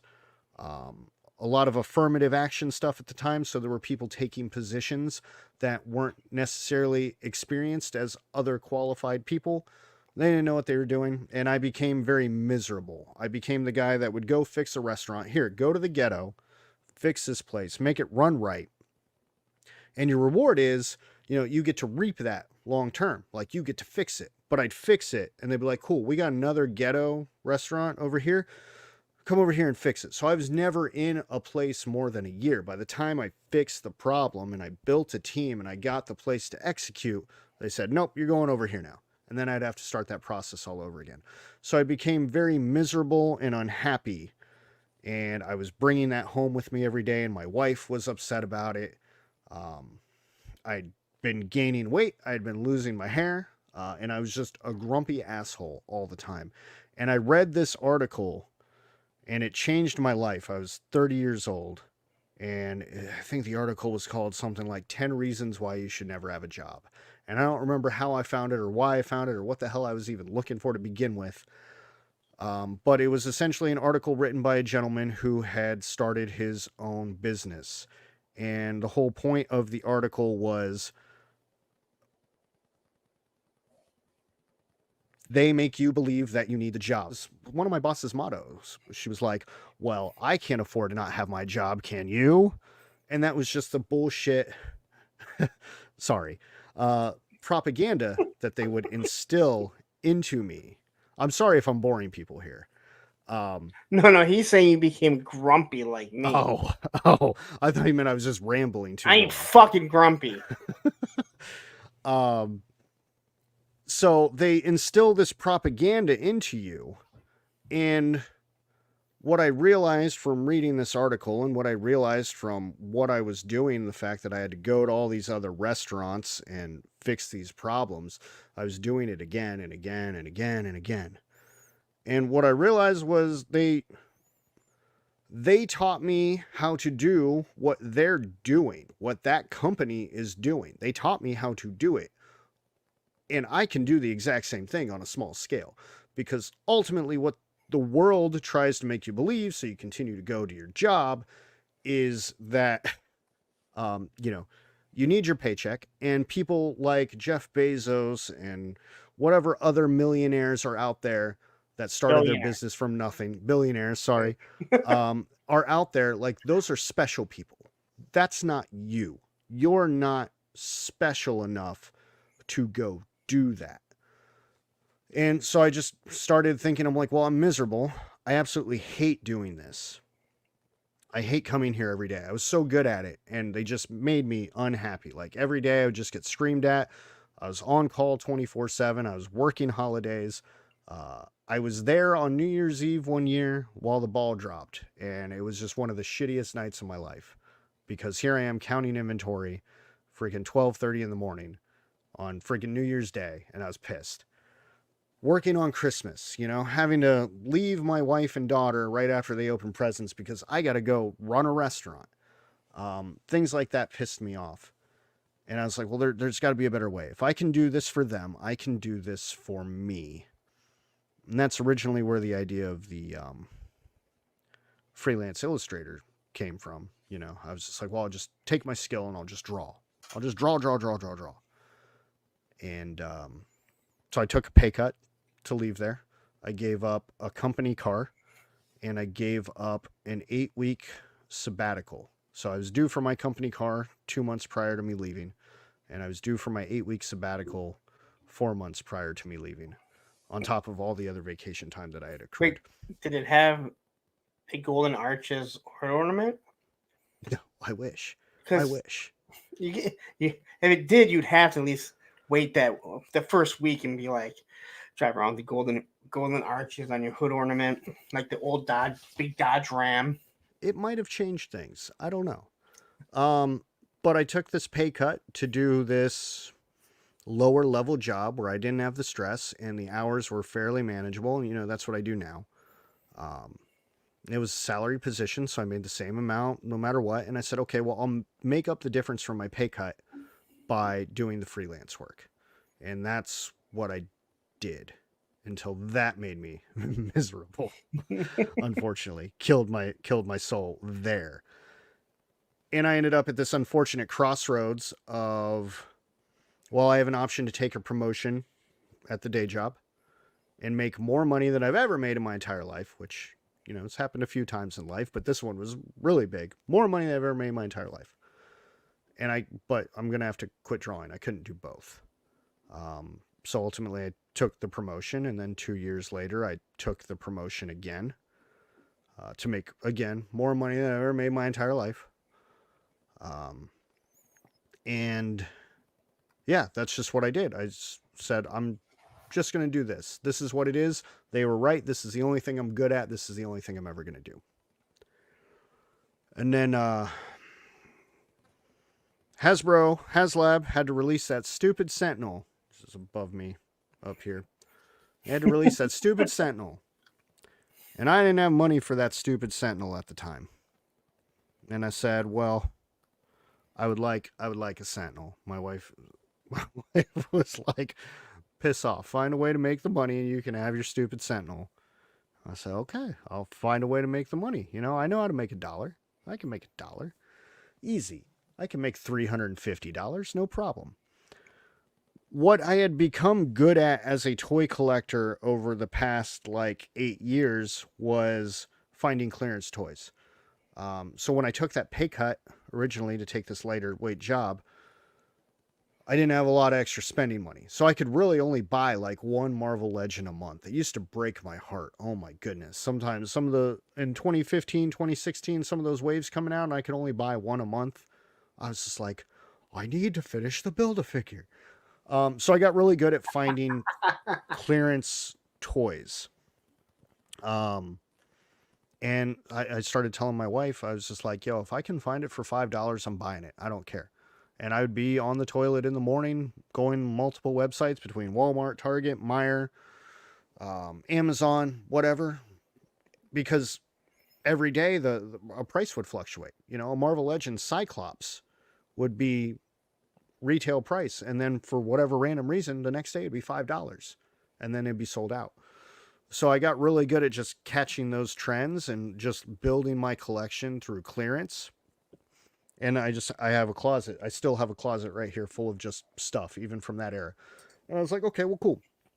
What if to buy this Sentinel, I just find these clearance items and I sell them? I am not a hider. I am not a hider, but I know the hiding spots thanks to Rocco, and I use that to my advantage. So Yes. So thank you, Rocco, for helping me on my clearance journey. But I would buy clearance toys, and then I would sell them at either, depending on what it was, either retail or a little bit under retail. Because what I had learned was, okay, you live in Michigan, right? I live in Ohio. Something might have hit here, but maybe it never hit there for you. Or maybe you're in a rural part where maybe you don't have a lot of Targets or Walmarts or something like that. So I started realizing there's people out there without access to these figures that are happy to pay a non-scalper fee. So I'm like, sure, I paid $5 for it. I'll sell it for 18, you know? And then I used that difference, one, to go buy more clearance figures, but two, to fund the Sentinel. And that's literally, I just spent a month doing that. Just buying, flipping. And to even get started on that, because I was inspired a lot by Gary Vee and his garage sale videos. But the first call I made was to Aaron, because Aaron had been selling stuff online for many years. And I was like, dude, I don't know how to do this. I'm scared to death. I have a feeling I'm going to fuck this up. What happens when I put the toy in the box I'm like, then what? And he's like, you just take it to the post office and drop it down the damn chute. But I was on the phone with him for like an hour and a half. He had to talk me off the ledge. And he was like, make the listing, go buy a box, put it in the box, put it down the chute. And that's what I did. And I just never stopped. So we just kept flipping and flipping and flipping. I bought the Sentinel. I said, cool, I'm done now. That was good. I had a few things left over. So like Christmas of 2020, I sold off the rest of that, but that stuff moved really quick. And what I was finding through eBay and Mercari was I was getting responses from people, from mainly mothers, that were saying thank you. Like, oh, thank you so much. My child has been looking for this. I haven't been able to find it anywhere. And I have high anxiety. So eBay and Mercari, they give you X amount of days to ship something. The phone went cha-ching. I got to pack it now. I know the mailman's not going to move it till tomorrow, but I got to pack it now. So I'd literally just constantly stop what I was doing. It would interrupt me all day. I'd be sitting on the couch, phone goes cha-ching, get up, stop what I'm doing. We go pack that order. Because I can't. That's just the only way I work. The anxiety is what makes me so fast. I sold off almost all my comic books a few years ago. But anytime I sell stuff on eBay, I'm the same way. Like, it sells, I just want to pack it and be done with it, print up the label, and just be like, all right, I'm going to drop this off tomorrow. Yep. I feel the same way, because it's like, what if I forget about it? Mm-hmm. Then I do a giveaway, and I'm like, if someone's like, hey, could you send that? Like, listen, you'll get it eventually, all right? Well, you're getting it for free. When I pack it, I'll ship it. I have the same problem with Largo's mug, because it's been made for a month and it's sitting somewhere upstairs, and I keep saying I'm going to do it, and I haven't. He probably doesn't think it really exists, but you're even worse because you're going there all the time to drop shit off. No, so I rarely go drop stuff off anymore. I have scheduled pickups. Okay, well, unless it's a large amount. So like occasionally like a pre-order hits and I got like 50, 60 boxes that need to go out. Those actually need to be taken there, and I got to go behind the post office, have them drag out all the carts and fill all their carts. It's a real pain in the ass.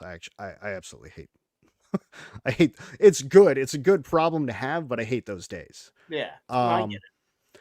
So I'd sold out of everything essentially, and we were in 2020 and it was like COVID time, and we go into 2021, and I had been praised by my superiors because I had just gotten promoted that year, battled COVID. I gave up PTO time. I'm sorry, Jim. Poor Jim. I know he probably hates me so much. Next time we see Jim, he's gonna be all dehydrated because there's no way to drink. But hey, we also know that Jim doesn't have good coffee anyway, so does it really matter? It's fair. He's made that perfectly clear that he has good beer. He has good beer with giant cocks on it. So, but I ended 2020 with my job praising me. Like, yeah, you're great, gave up all your vacation time, you sacrificed what you needed to do for your humans, you worked these really long days, blah, blah, blah. That's how I ended 2020, only to walk into January 2021, where they were like, haha, just kidding, by the way. And they put me on this action plan, like out of nowhere, like didn't see it coming. They claimed it was because I could not maintain staff. Meanwhile, they had split my staff in two. It was a COVID era. I already work in a high-end area, so it's very hard to staff anyway. And their starting wage was garbage. So trying to lure in adults was next to impossible. I had no applicant flow, nothing. But they told me, they said, well, people don't leave jobs, they leave bosses, and they're leaving you. And I took a lot of offense to that. I never saw this action plan. I never signed this action plan. I never had an end date on the action plan. It's just whenever they would be annoyed with me, they would just dangle it over my head. And it put me in a really rough spot to the point where I was just like, I don't want to do this anymore. Being a leader sucks, first of all. So I took some bonus money and I took $150 and I went to Ollie's. And I bought some stuff and just went back to flipping. And I said, maybe I can make this work. and I studied really hard. I joined lead groups, which was mostly full of scalpers. However, they were pretty quick for something that went on sale or market value of things. Um, Can I? So I want to say something on this. So you said people don't leave jobs; they leave bosses. Many years ago, and again, you probably won't understand this because it's a sports analogy. I know that. I know that. Shark Eyes will. Many years ago, the GM of the Chicago Bulls, which you do know, Michael Jordan played for them. He said that GMs, which is what he was, they make championships. They make championship teams, not players. And so Michael Jordan and all them left, and they've never won since. That's how asinine that statement is. I mean, it's not that it's not true at times because it is true. I think there are circumstances, but that wasn't it. I mean, the funny.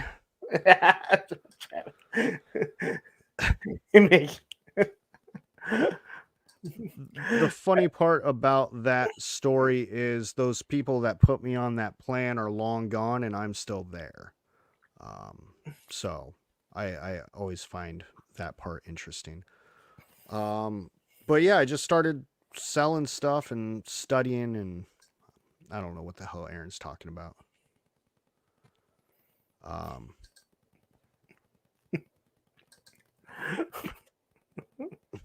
Yeah. Okay. Well, listen, that's sports talk. All right. That's sports talk. Derrick Rose. Derrick Rose was a player they drafted. He did really well, except for he had like the worst knees and legs ever. So he never panned out nearly that good. Basically, they had the greatest player of all time. They pretty much said, "Listen, I'm the GM. I make it." Basically, it would be like Hasbro telling Lenny, anyone can do G.I. Joe, and then they hire me to do it. And I'm like, yes, I like G.I. Joe. And it dies. Also, on a side note, I apologize. I know that was really long-winded to get to even the start of this, so I'm sorry if that killed viewers or bored anybody or anything like that, but that's just, I felt the background was important, I guess. Again, that's what the show is for. Again, dude, you guys have done how many shows now? And have you ever told the story? We told it in an interview, but not a lot of it went through. But yeah, so I was just flipping stuff and studying and finding ways to buy things at the cheapest price possible. The plus side to having Hella Dope now and being able to buy wholesale direct from companies is this recent Ollie's Ross Hasbro shit in the bed boom, where if I was still doing what I was doing back in 2021, I wouldn't be making any money because everybody would already have access to it. So I'm glad the system changed, but I mean, that's just really what I was doing. No. You think about it, all those G.I. Joes got bought up by the same people. Yeah. So if you bought up all those Crimson Guard in your area, you'd be sitting on them. Dusty, Zarana, no one else has them. So yes and no. You wait a little long, you would just be sitting on product a little bit longer, and then all of a sudden, yeah. So I don't know. I mean, I'm glad it went to what it was, but so that's just what I had been doing all through 2021, and I was making a couple $100 a month, like literally in sales, just couple $100 a month. I would make $50 in profit mainly, and I was just like, heck yeah, I am a god. I can do this. And unfortunately, it was also during that time where the world went through the labor crisis. So again, I had lost all my humans, which I found funny because prior I was told that I didn't have humans because it was my fault. But a few months later, the world told me I don't have humans because it's the world's fault. Made me feel a little bit better about stuff. But now here I am doing the job of 10 people because I'm supposed to have a staff of 50 and I have a staff of 12. And it was a very, very dark time where I would literally just be washing dishes in a restaurant all day. Like that's what I would do from open to close is I would wash dishes because I just didn't have anybody else to do it. And that whole time I would just be standing there thinking about what do I got to do to make this thing work? If I can make $300 in sales and I can make $50 in profit, I can scale that doing what I'm doing. The problem I had with doing it the way I was doing it was I didn't have volume, right? So you could get a hot seller. I could find one thing that maybe is going for something crazy market value, right? Maybe instead of, selling it for retail, I sell it for $28 and move pretty quick. Or at Ollie's, where Ollie's would pull out these Toy Story Woodies. Woody the character. Mm-hmm. They were these Disney dolls, and I got them all for $20, and I brought them home, and I looked them up online. All those things had been discontinued like years ago. Don't know how Ollie's got them. Going for a fortune. So I was making like good money off of that. So every now and then you find a really good thing, but once it runs out, it runs out. And for the most part, I would only have one of everything. So all my inventory consisted of, I have one Stormtrooper figure. I have one Wolverine figure. Once it's gone, and that's it. You got to go find the next money thing. And that was halting the growth. But I just kept doing it. And that's all I would think about every day. And in 2022, I rebuilt the staff. I've, for the record, retained that staff so those people do not leave because of me. I've been able to build and develop quite a nice team. But in 2022 was PowerCon, and I was super stoked for PowerCon. My just flipping online business was growing. So instead of just $300 a month, I was now making like maybe doing $2,000 a month in sales. So I was really excited about that. But I was excited to go to PowerCon because Shartimus Prime was there, Dan Larson was there, Robo was there, NECA was there. I just went there and I fanboyed out that year, which I think is funny now, given where I'm at and the relationship that I now have with some of those people.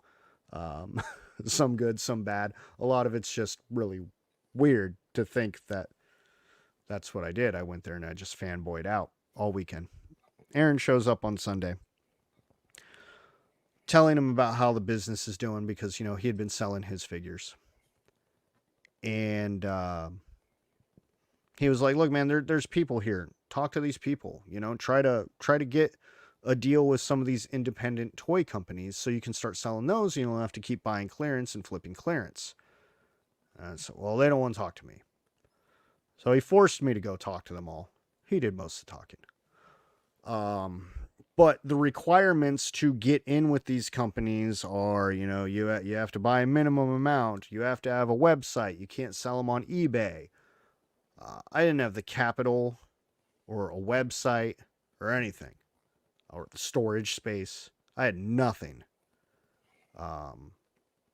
So he said, what if we combine forces? We'll put some money together and maybe we build a site, and we take your knowledge of operations, my knowledge of operations and retail, and we just join forces and try to make this a thing.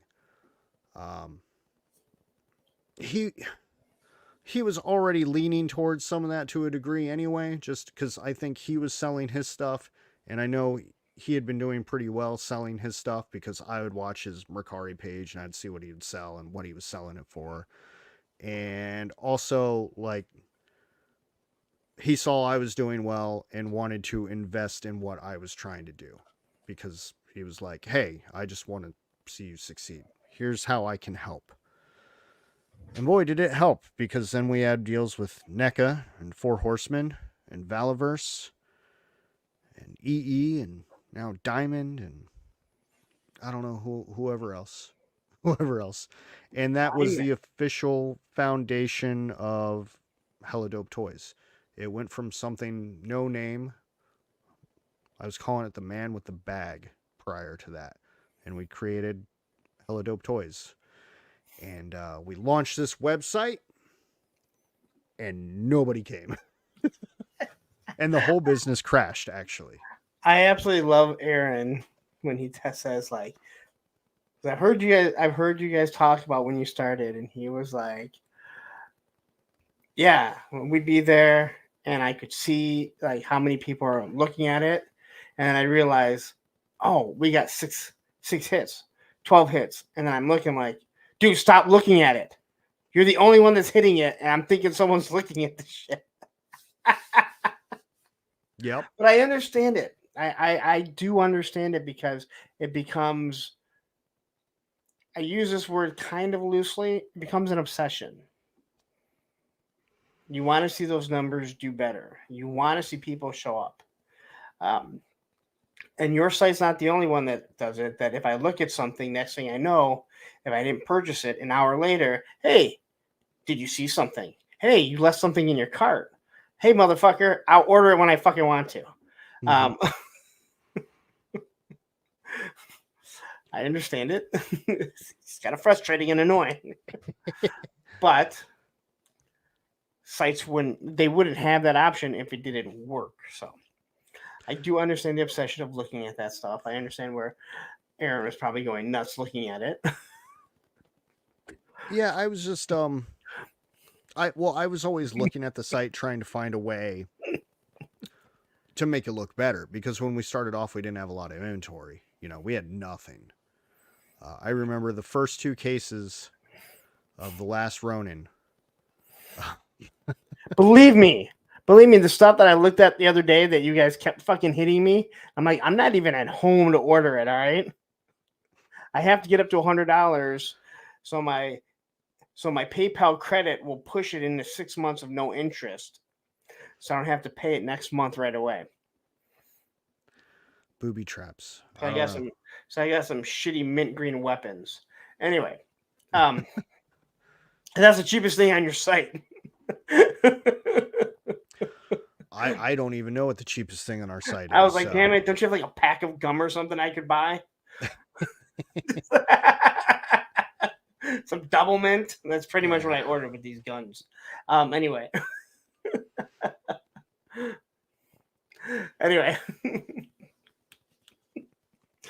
Continue on. Yeah, so the store was there. We got 2 cases of NECA Last Ronin figures, and we were just through the roof excited.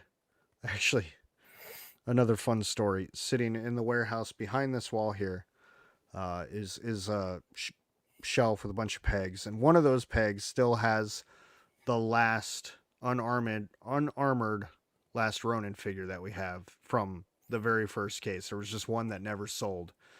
It's just been hanging there collecting dust. I refuse to put it on clearance just because it means so much to me. And I'm like, buddy, one day you'll sell. One day you'll sell for full price. So it just sits back there. But yeah, for months, nobody looked at it because the website looked like a scam. Nobody knew who our name was. Why would they need to go to helladopetoys.com when we have Big Bad, we have EE, and we have Nerdzoic? Why would you need to go anywhere else? And can I say something about that? I go on, and again, if you've watched my live streams, you hear me bitch about the G.I. Joe people. I watch these guys, and they're like, oh my God, it's sold out on Amazon and Hasbro Pulse. This one's going to be hot. Like, why don't you just go to BBTS or Entertainment Earth? And I'm not trying to not send people your way, but I'm thinking like, dude, these are completely legit. Ask somebody, okay? Amazon and Hasbro and Walmart and Target aren't the only places that sell stuff. Mm-hmm. And don't get me wrong, do your research. But if people in the G.I. Joe, in the G.I. Joe community can't find out that EE and BBTS are legit, I can only imagine how difficult it has to be for you guys and a lot of these other smaller suppliers. Again, I don't want to trust someone just here's $200, hoping that I'm going to get the product, because we know Dorkside and many others have ripped people off. Yep. And I want to, I guess I'll touch on that now, actually. So one of my biggest fears is failing, ending up like one of them, and then letting all these people down. And one of the things that drives me every single day is to make sure that that doesn't happen. And they tell you when you're an entrepreneur, if you don't wake up every day and feel like you're about to fail or go out of business tomorrow, you're not doing it right. But it's a constant fear every day. Not that, like, we're in trouble or anything like that. That's not what I'm saying. But I also can't predict what happens in 2 months, 6 months, 9 months. The joy of doing this so slow, like how we have been, is small scale problems. So a problem arises and we get to problem solve and find a way to fix that problem. And the joy of us not catapulting the business to maybe what we could have, or be a little bit further ahead now, is when those problems arise, they would become big scale problems. So we learn how to fix the problems on the small scale. So when we do scale up, now we can solve those problems on a bigger scale. Because I do not want to end up like those companies. And I don't want to put any doubt in any people's minds that we would. But they put a bad taste in a lot of people's mouths, and people are hesitant to try something new. And you know what? Everything that you said, because you're open and honest. And again, I know, I believe you are friends with him or friendly with him. But Big Nerdy, he's come out and he's talked about that. And to me, that's very refreshing. I've never ordered anything from, from Nerdzoic, but I know he's legit. But he specifically talked about that. Hey, I'm not EE. I'm not BBTS. I'm far from that. And Dorkside, who was the third, but still far from them, like they ended up screwing everyone, even though there was all these rumors of it happening. But the way that he came out and he said, "Listen, I'm taking your money," and then if all of a sudden you have Hasbro that has delayed this, or all of a sudden sends all the product ahead of time, well, it screws everything up. Because if you're telling me, hey, April 1st is when it's going to come out, and we're not talking about right at the end of May they ship it, you're talking January they ship it. Or conversely, they ship it out in September when people have been waiting. It's fucking with their business. And I think the way, you've come out and you've talked about it, I also like what Aaron's done. I don't know if it was all Aaron or you, but hey, you know what? Just give us a little bit of the money. And I understand why the smaller companies do it. I understand why a lot of people say, hey, you know what? I'll go to BBTS or Entertainment Earth because they're not going to charge me till it ships. You have two different models that they're much bigger and they can take the hit. And I have no problem. I kind of like what Pain does. I just want to pay it and be done with it. And once you can become trustworthy, and that's why I have really wanted to push you, honestly. Like, not you guys are just good guys. Met you in person. You're not just online friends. But it's like they deserve it. I don't like to say everyone deserves, because not everyone does, but meeting you guys and everything. So, but I just want to say I fully understand, how Big Nerdy came out and he talked about it and he discussed it. So I'm gonna let you finish. Well, one, I appreciate that. And as far as like back of the house stuff goes, a lot of that is Aaron. So when I look at what we have accomplished together, there's so much of that I couldn't do alone. I think Aaron and I's strengths, we have a lot that kind of mash together. But I also think we balance out each other's weaknesses fairly well. But at the same time, you know, Aaron went into some of this a little ignorant. Like, we didn't know how Shopify worked or anything like that. That man, in those first early months when we started this in 2022, you know, August, September, October, that man was spending all his time watching videos, tinkering in the background, learning what works for some companies and what doesn't for others. That man is one of the quickest listing makers ever. So, like, when something comes up for pre-order and it's about to drop, he's like, I already had that in for like 4 days, ready to go. It's going to launch at this time. I hate making listings. It is absolutely one of my least favorite things to do. It is a tedious pain in the ass. And he can just do it while watching football on his phone like it's nothing. So I get a lot of crap because, like, a lot of times, like, I'm just the first face people see, so I'm the first face that they know with the company or whatever. He's done so much to build this business and to build the brand. He does not get enough credit for that, because if I was trying to do this alone, I would have failed. And the nice side about this is, like, we're each other's accountability partner, right? One of us can be a little bit burnt out. Like, we might not talk to each other for 2 or 3 days because we're both busy working, or we got family shit going on and it's whatever. And the other one, for the most part, knows, like, okay, well, cool, I can pick up the slack here by getting this taken care of or getting this knocked out. I'm sure there's some projects that I haven't done that Aaron would like me to finish, but some other bigger priority always pops up.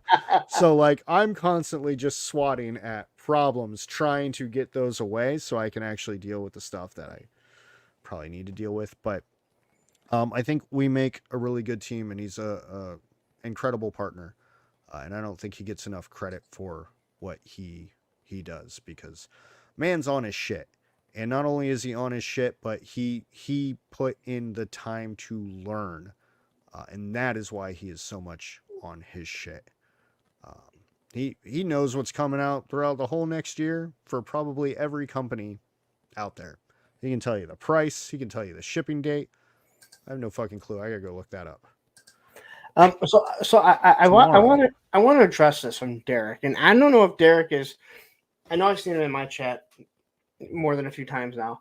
I don't know if he's ever shown up on yours, but he says, I do BBTS if Hasbro sold out. Have bought from Nerdzoic, but the shipping is really high, but the stuff comes in really well packaged. And I can speak on this. They package very well. Now, we found out why they package really good. He was a pet detective, so he knows the way how they bounce packages around to get animals. So he wants to make sure that if it was a collectible, it was still going to be good. But I will say this. They did give a code, and I get nothing for this code. I don't get kickbacks for this. But if you use my code, APWT, you get 10% off, even on pre-orders, which is something that EE won't do. And again, I get nothing from it. But part of that is I also want to find out, like, how many people I'm able to drive over to you guys, because I do want to be part of your growth. I'm not going to lie. But give them a try, because the shipping isn't very high. I think you guys are very reasonable on shipping. But shipping isn't determined by you. Not everyone can be BBTS and say, hey, we have this $4 pile of loot. Don't get me wrong. It's going to take 4 weeks to get to you because it goes to Stowe, Ohio, no matter where you're at. Hell, people in Stowe, Ohio probably get stuck with it there, if Stowe, Ohio is really a place. But give it a chance. I mean, order something that's in stock and see how fast you get it. If you see something, and hopefully the code will offset your shipping. That is true, and I would like to expand on that. Nerdzoic does pack well. Big Bad, not so much. Big Bad shipping cost is a steal of a deal, but I like getting my crap quickly.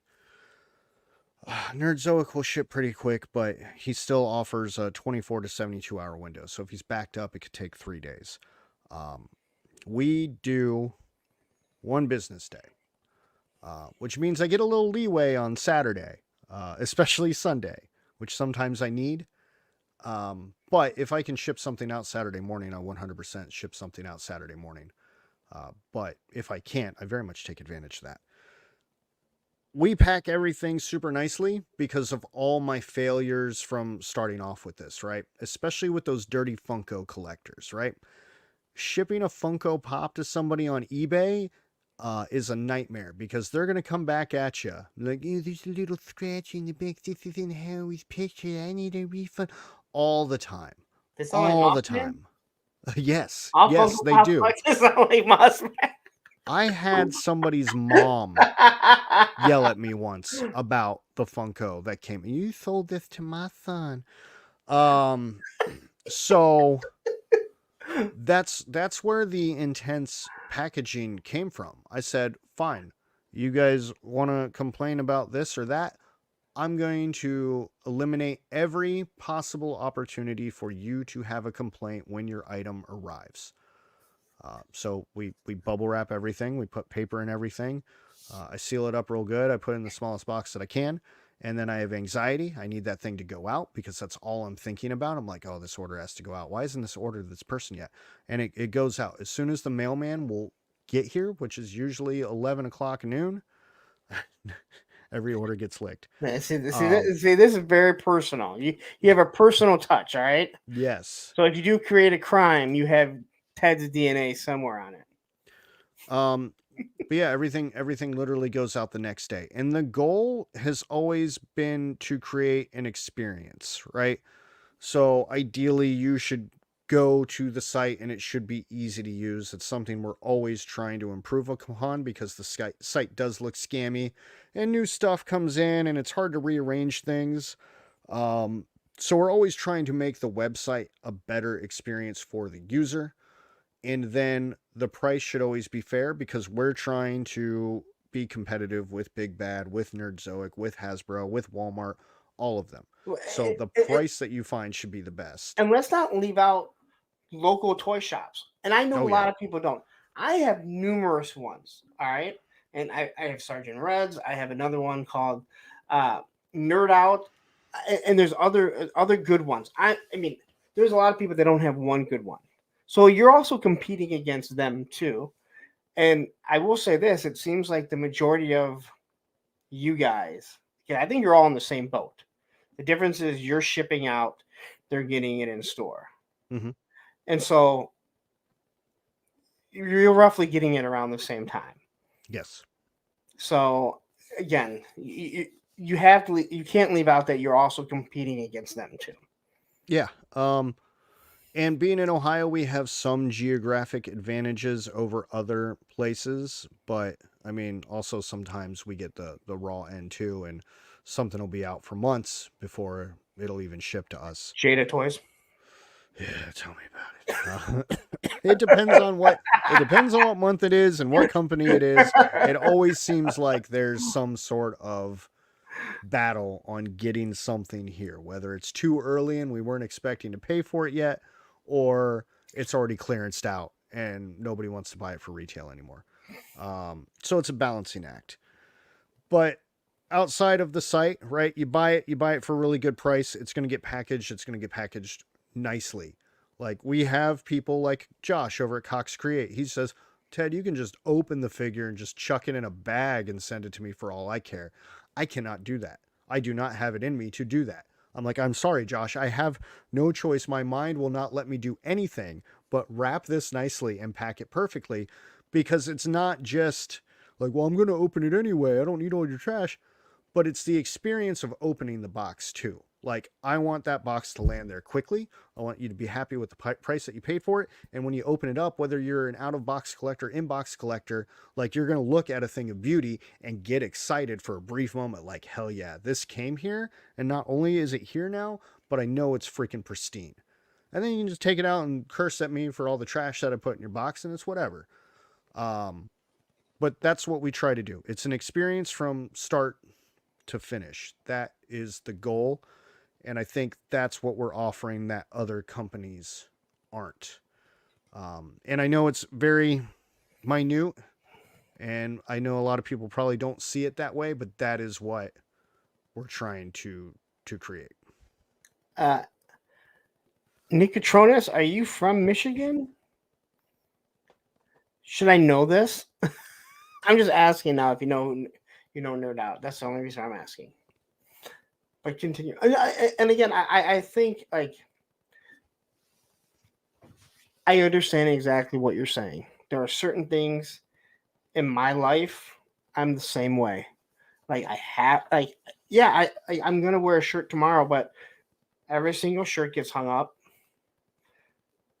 in order. It's kind of crazy to be honest.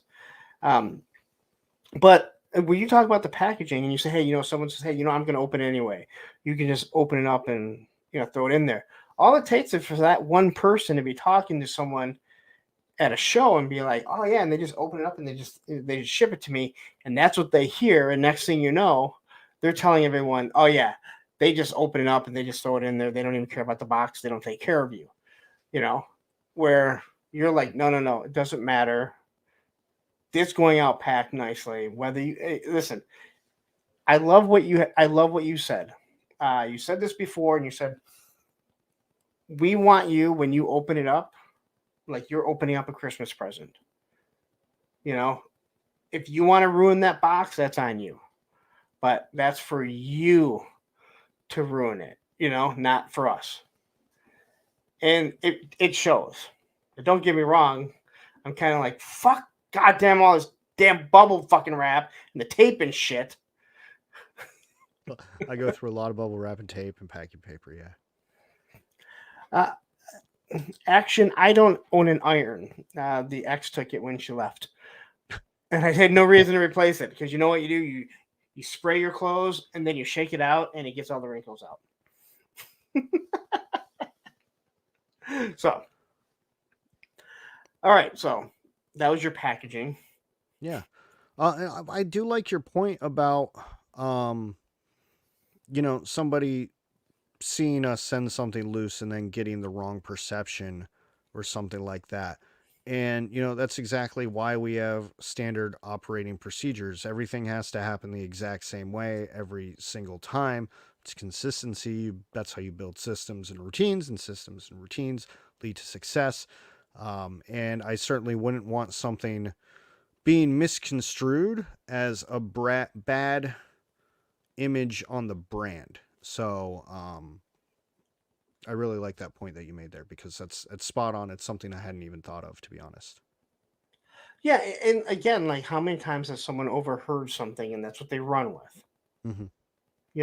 And that's all that it takes is that someone is sitting at a table at a show and they're like, oh yeah, I got this, and they're trying to say, hey, yeah, you open it up, dude. They'll fucking just, or they say, hey, you know what? They fucking waited before they shipped it. Now they're going, oh, so they wait on everything. No. Mm-hmm. It's that they know who I am. And I said, hey, you know what? I have 6 things on order. Ship them all once you get them all in, right? Mm-hmm. They hear that and they think, well, they just sit on the product. They just wait. So for you guys, sometimes I do. Like if it's just a one-off of like a whole bunch of stuff, then yeah, because just the shipping costs. But again, and I asked you about this the other day. Mm-hmm. The biggest thing with that, if you order everything on one order, mm-hmm. you've paid for only one shipping. Mm-hmm. And again, you just need clarification. And that's what I was looking for. I'm like, I just need clarification because I do reviews.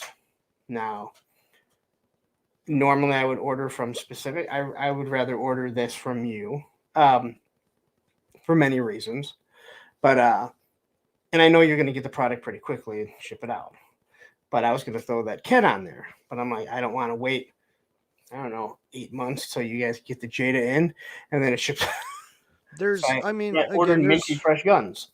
There's always certain gray areas to it. Like I said, we don't do that every time, and I try to avoid doing it as much as possible. And it's not even just for like people we know. There's strangers that I'm just like, okay, well, we got 3 figures of his 6 or 7 figure order. I'm just gonna send it because I don't know when the other 3 or 4 figures are gonna arrive, and I don't like sitting on it. Like that Yeah. gives me anxiety as well. You know, house could burn down, something like that. Like, we got to get this out. We got to get it out right now. I don't care about the $7. Get it out. But yeah, it's one of those growing pains and something that we're trying to find a best solution for. And unfortunately, to our knowledge, the technology that we have is not capable of splitting up things like that. Yeah. So. But I will say this too. Let's say, and I used to always tell people, hey, listen, you order from Entertainment Earth, and let's say it's free shipping after $79. Just throw something on there and then cancel it. But Entertainment Earth changed it. They will go back and charge you if you cancel something on that order. So let's say you push something over $79 and then you go and cancel it, even though other things had shipped, they'll hit you up with that shipping charge. And you're kind of like, fuck you, that's lame. But at the same time, you're like, all right, well, I really didn't honor my commitment. I would be pissed off if they didn't honor theirs. I'm just more pissed off that their system figured out a way to figure how to how to go back and take care of that. Also, I have to apologize to Travis. Travis, I do have my phone on silent because I was trying to be respectful, being a guest on the show as opposed to Travis has my this phone thing always going with off, wanting to but- contact people while they're on, and he knows that they're online. But yeah, no, it my phone is vibrating. it is vibrating. A lot of vibrations. So back to the hella dope and how it also. So it started in what, 21? You said. Me just alone, just flipping on eBay. Yes, 2021. We Like that's when discussed I it. really started doing it. Allison, it's in the name. It's in the name. It's in the name, Travis. They're just needy people. I don't know, like maybe your parents go back and rename their kids. They're like, God, this baby is really needy at like 2. Like, all right, we just got to rename him Travis. He really hasn't figured out that his name is John. We'll just start calling him Travis from now on.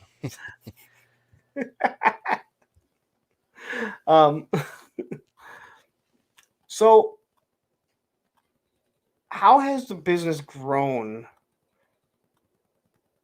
in the past year?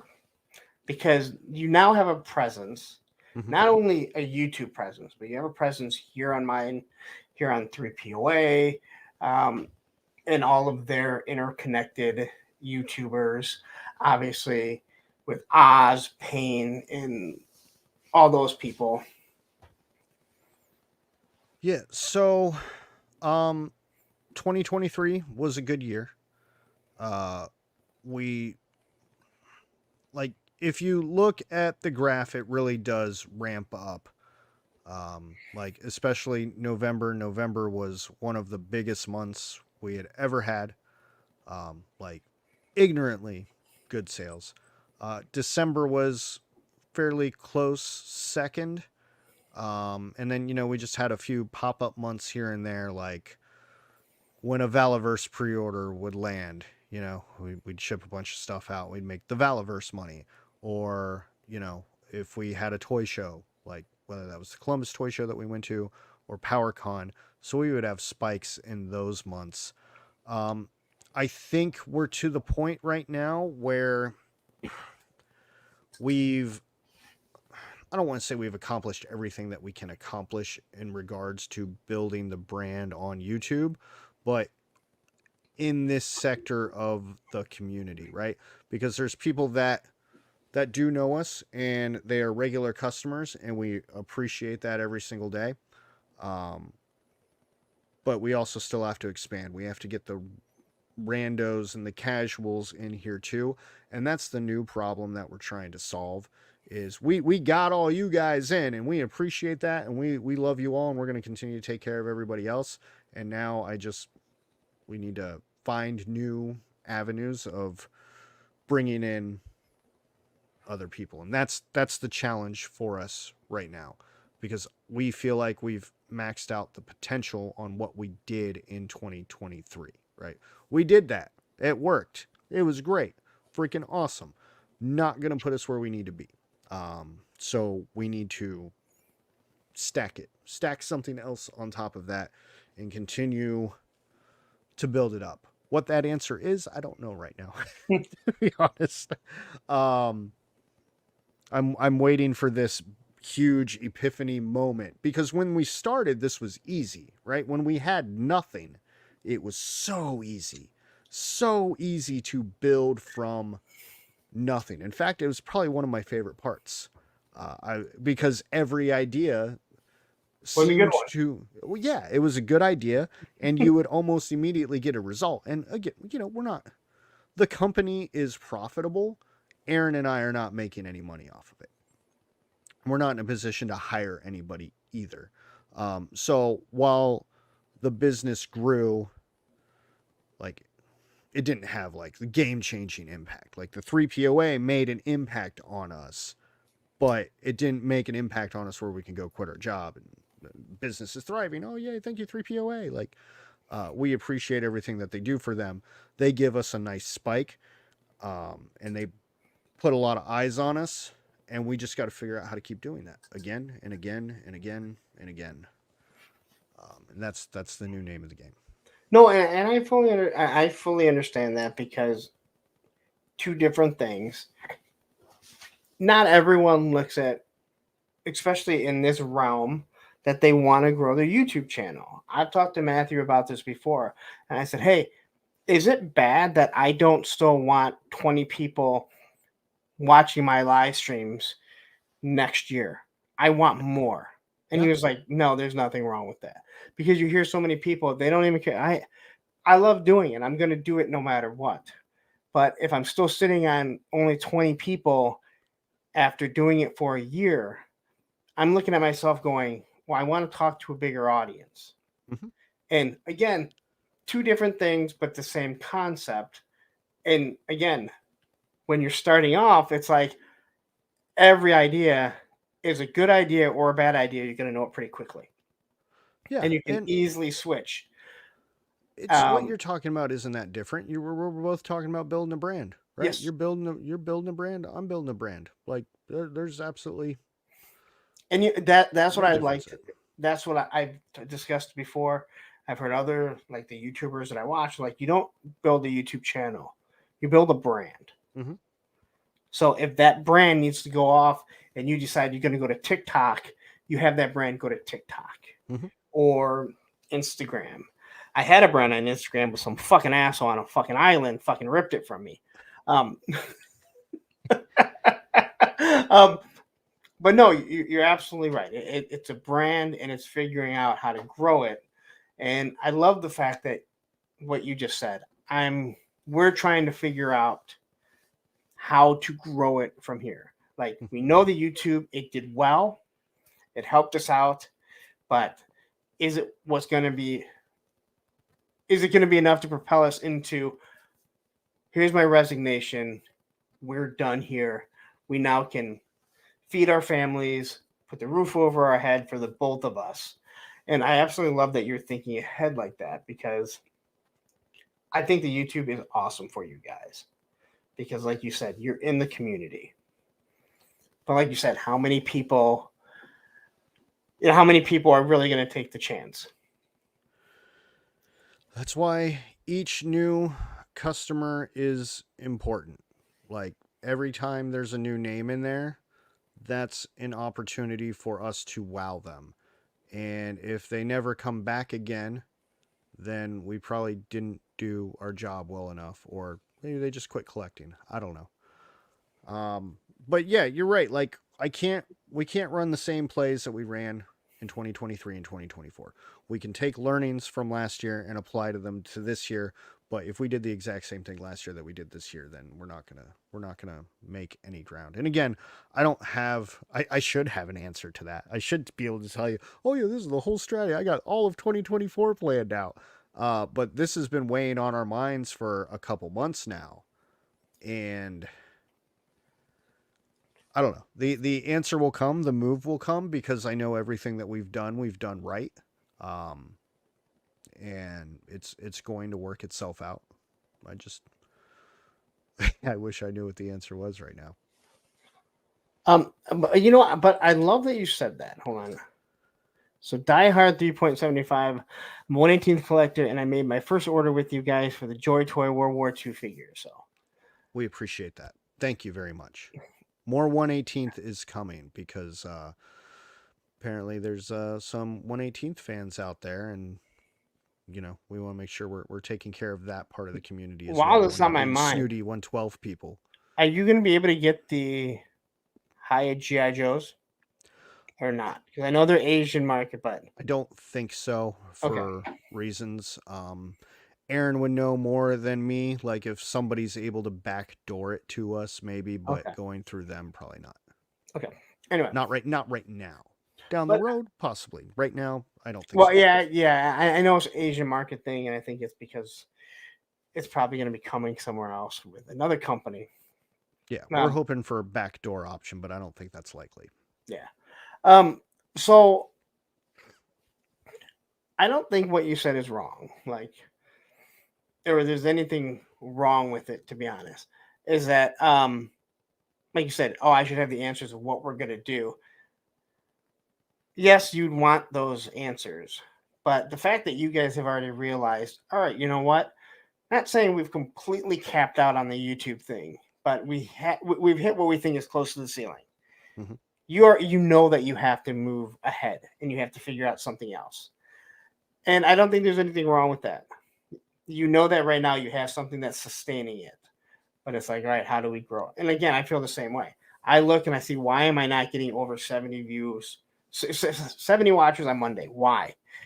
And I see that there's all kinds of people that are semi-regulars that aren't showing up. And it's like, well, this kind of sucks. If they were all here, I'd be at 80 or 90.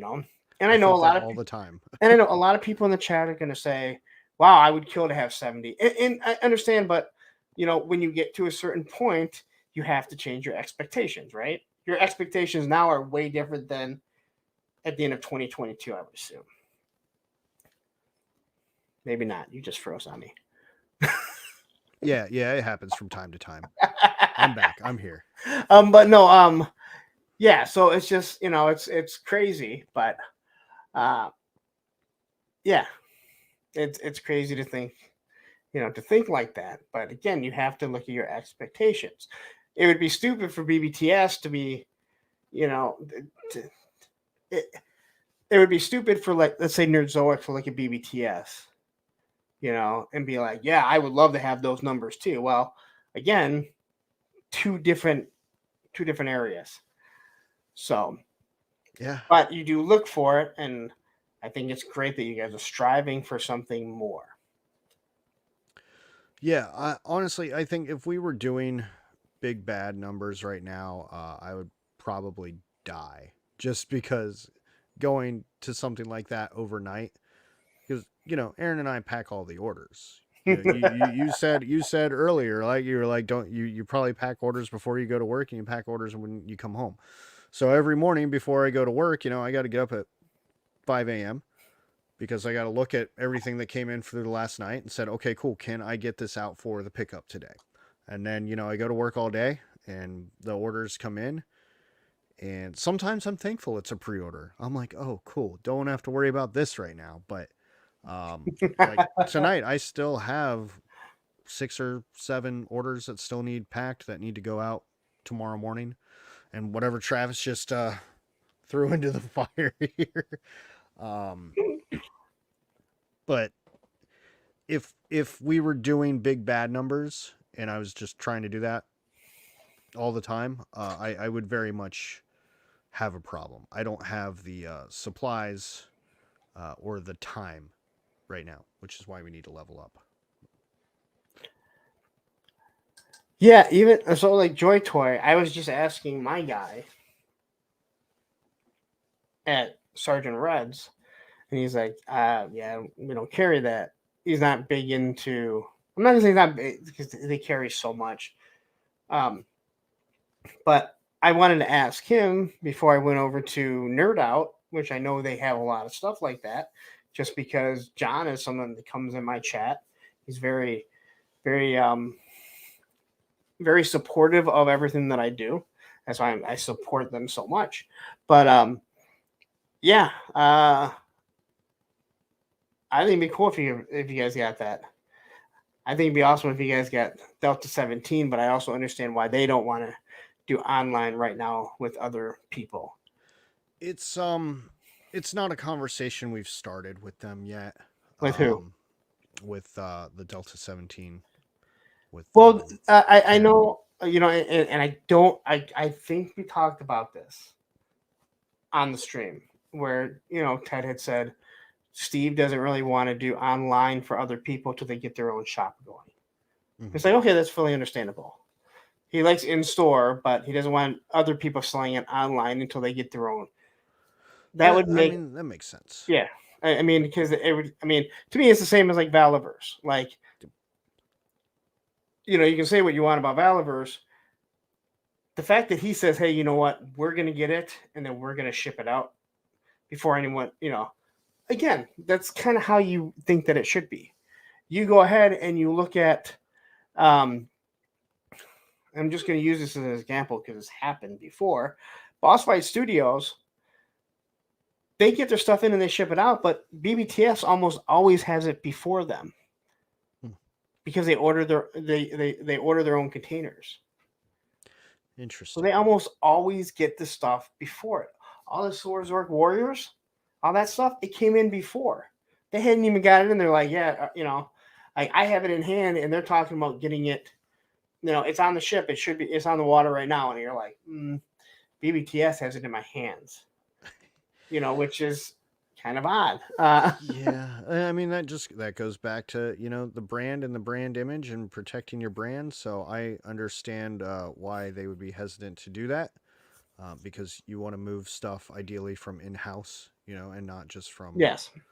And as they expand and get bigger and they have more product, suddenly, doing a little wholesale deal isn't so bad. And I hope that they would, to be honest. Frostbite G.I. Joe Repro, thank you very much. Here's a little support from Australia. Check them out. Honestly, I was on one of their shows last year. Really good guys. Are you falling asleep there, Ted? Nope, I was just I was peeking at this Travis order. You look like you were like falling asleep there. No, I was trying to be discreet and failed. Yes. So Frostbite and Shark Eyes, they do a show together along with another guy. So check them out. Go give them a follow. Listen, we're a small community. We should all be supporting each other rather than fighting with each other, which I feel like a lot of people like to do. And if it's not, if they don't live on an island and not some sort of fucking snake. Okay, there's a few other people, but I'm not going to get into it because some people got to keep my mouth out there, keep their name out my mouth. But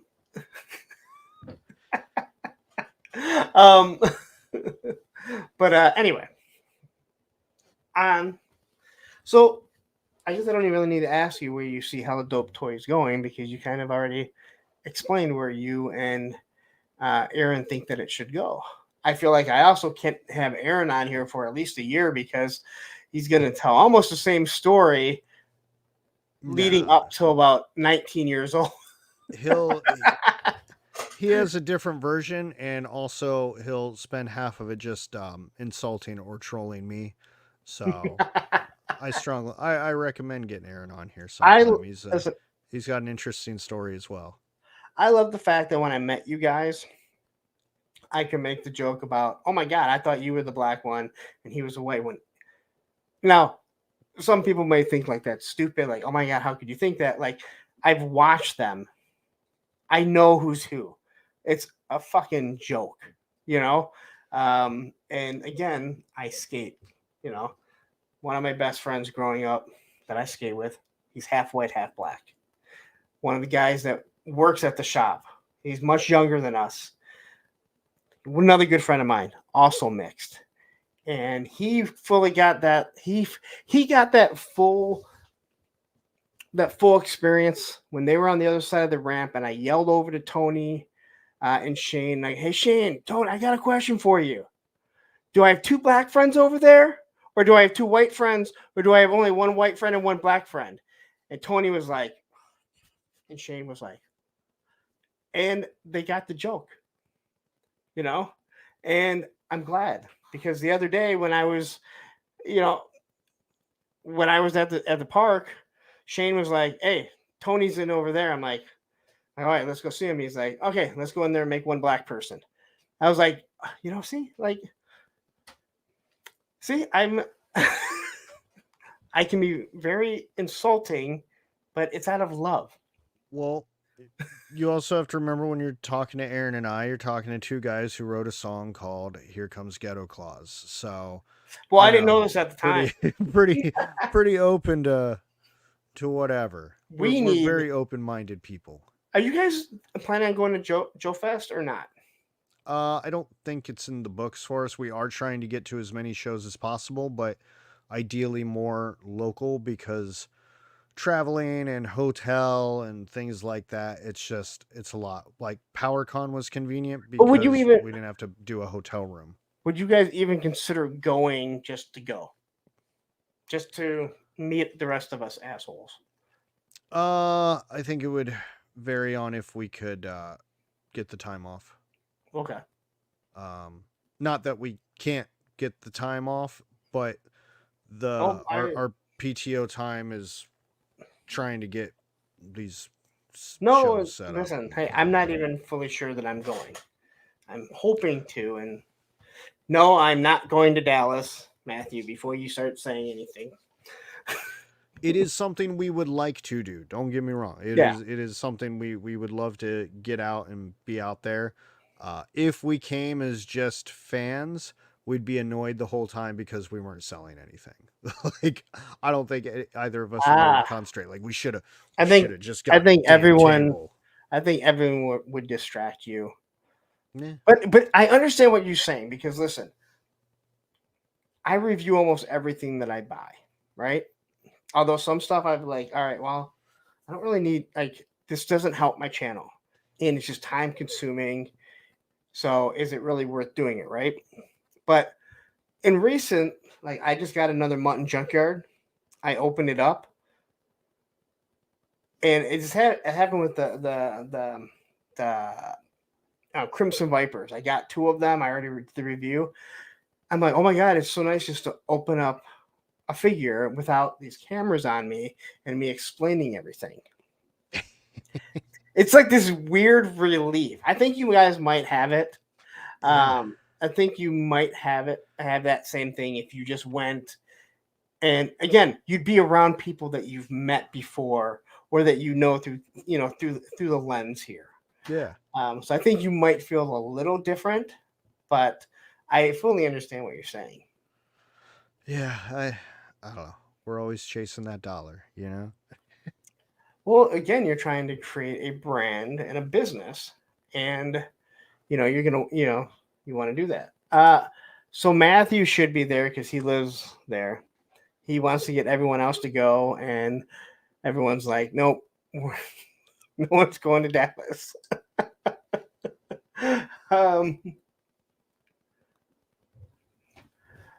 Yeah, see, too many people I wanted to see at DFW Joe show again. I listen. Tony and I have talked about it. I just want to go hang out with the people that I got to meet. I don't really have anything that I need to buy. My holy grail is to get a Defiant.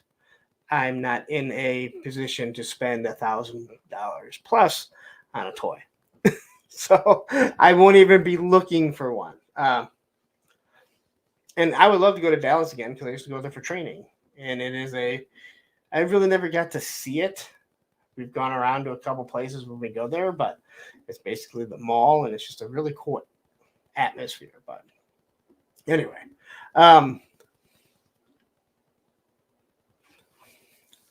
we'll see. I mean, we're gonna see this whole DFW versus Joe Fest thing. It's gonna be awesome.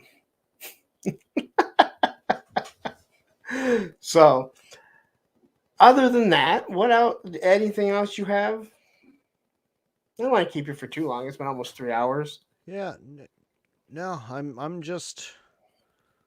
a guy who took a really long path to find out what he loved doing, and it took a lot of trial and error, and you know, not every day in the toy world is as fun as one might think it is. But every day I wake up and I love what I do, and all I see are visions of the future of what it could be and what we want to turn it into. And I'm very passionate about the dream and the vision and the goals. And yeah, Aaron and I are just both committed into making this work. So if you want to try the Hella Dope experience, go to helladopetoys.com and let us experience you. But yeah, that's my soapbox, man. And like I said, I mean, if you're ordering toys, and it again, I will say this up front: if you're not doing reviews, there's no reason to have them first. I mean, it's nice to, but if you're not doing content, not creating content from it, there's really no reason to be ordering from overseas. I do believe that Hasbro created a narrative over the pandemic where people were worried they're not going to get things. You're going to get whatever you want.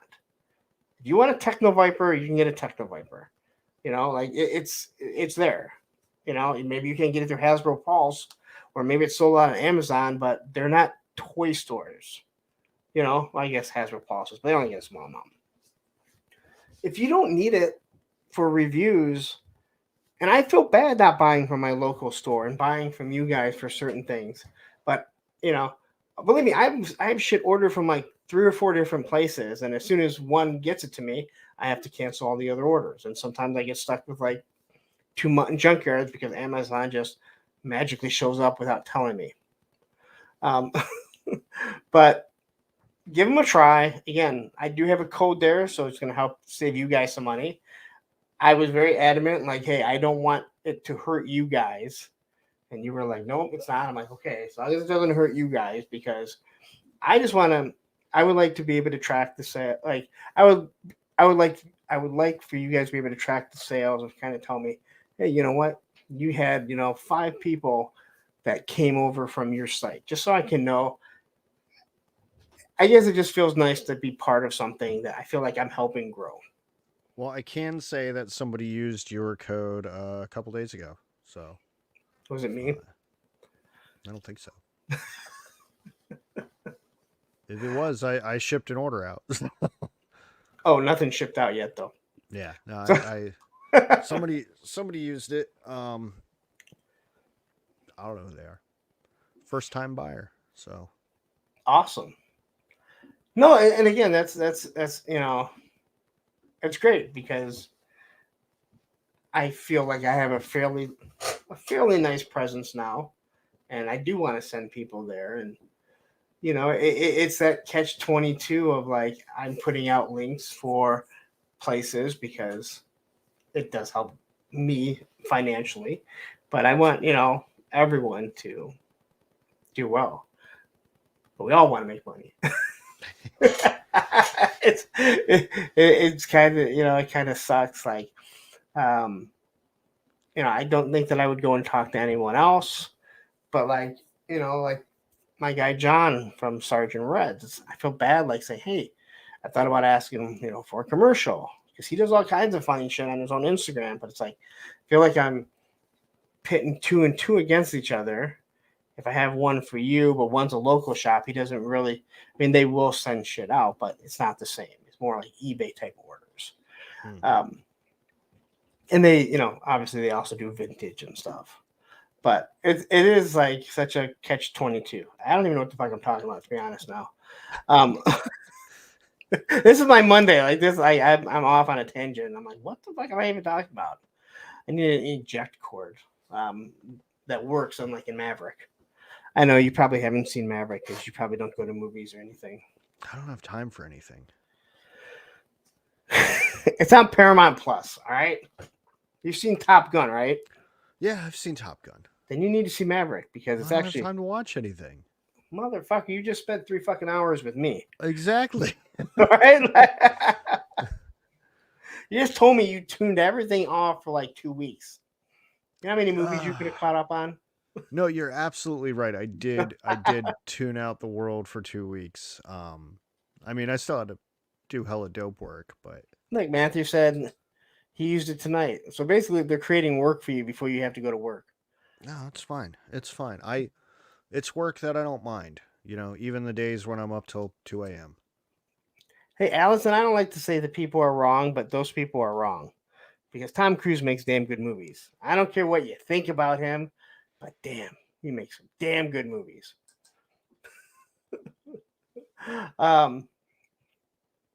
Anyway, I don't know what I'm saying. Is there anything else you want to say to? No, I appreciate the time and the opportunity to tell the story. You know, I hope I didn't bore people too much.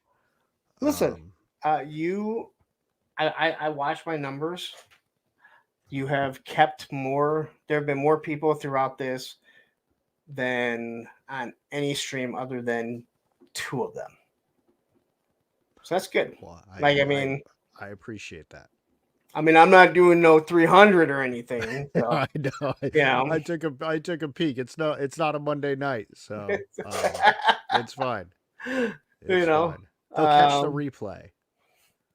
You know, and hey, I try and this is the one. This is like the one. Like I said, I really do want people to go watch the replay, like to get to know you. You don't have to if you're not asking questions. It's kind of like, of course, I want people here, but if you're not, if you're not asking questions, it's kind of like, do I have to watch it when it's live? Like, do I have to have that toy right away?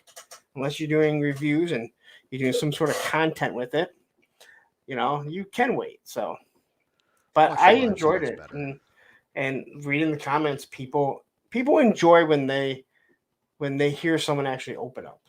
That's what I've definitely found out the past 6 months of doing this. They want to know that the person on the other end is a real person, that they have feelings, that they have thoughts. And I hope that there'll be people that watch this that just say, hey, you know what? I'm going to give them a try. And like, for me, it's like, hey, you know what? Buy something that's $25 that's in stock. Use a code so you can see, see how fast it's going to get there. You guys have always done that whole, like, I challenge you to see how fast we ship it out. Well, right now it's tomorrow morning, so it's tomorrow morning. Everything's shipping out. I hope people order shit just to keep you up. What time do you have to work in the morning? I'm off tomorrow, but we got a hella dope. I gotta do show prep and a January spreadsheet, and I gotta drop something off to an influencer and things like that. Just always something. There's no days off. So let's see. This is not true. I am not taller than him, or else I would definitely admit that.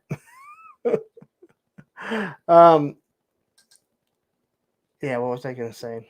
So I was going to ask you. So you said you got to start planning for your Hella Dope show. When do you start preparing for it? So I usually do it on Thursdays, but due to my work schedule, I had to adjust things, and between having to work all day and then coming on here, I was just like, well, I'll just do it Friday. But I try to do it Thursday, and that way we can promote Thursday, Friday, Saturday. But sometimes it's been as late as Saturday night. I'm just like, I don't have a show up.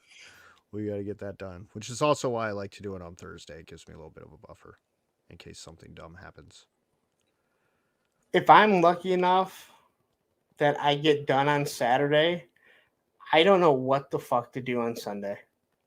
Like, I'll be like, I don't have to sit down and do anything. I sat down Saturday.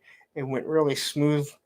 pretty much have to wait for Monday when I get home from work to see if anything just kind of popped up that I have to throw in the slides or anything. But it's kind of like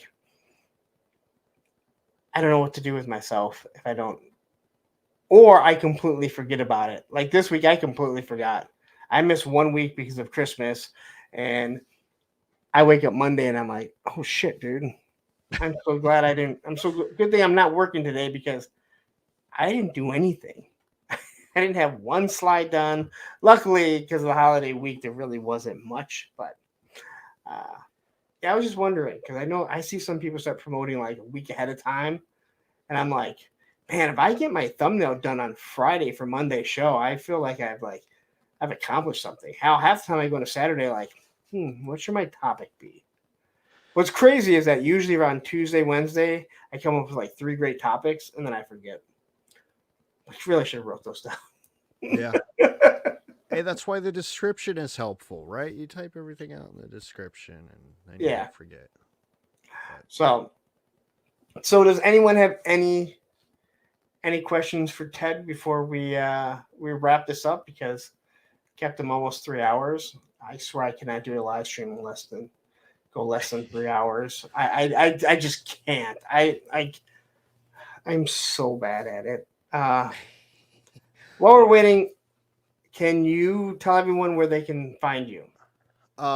So the best place to reach us is on Instagram, Hella Dope Toys on Instagram. You can find us on YouTube, Hella Dope Toys on YouTube. I have a personal Instagram, Ted DarkClaw, which I never post anything on, and I'm really bad at checking messages on. So there's that. If you want to reach me and get a response like 4 days later, that's the place to do that. You can email us at helladopetoys@gmail.com. Facebook, Helladope Toys. TikTok, Helladope Toys. And then, of course, the most amazing website in the world, totally not a scam, www.helladopetoys.com. Which I will put it in the description. The only thing I have in there right now is the I think the YouTube, because I have mental block and I'm like, oh, what else can I put in there? Don't think, because I've never had someone out with a website that probably would have been helpful for me to put in, but I'll do that in the back. I'm terrible at that stuff too. And for the record, Ed, I do love you. And just because Travis is going to get mad now, yes, Travis, I love you too. I hope he loves you. You're moving to Columbus to be with him. God. That's like next week too. Holy crap, that was fast. That is so messed up. People don't move to Ohio. They end up in Ohio. Anyway, that was my insult for the Ohio guy.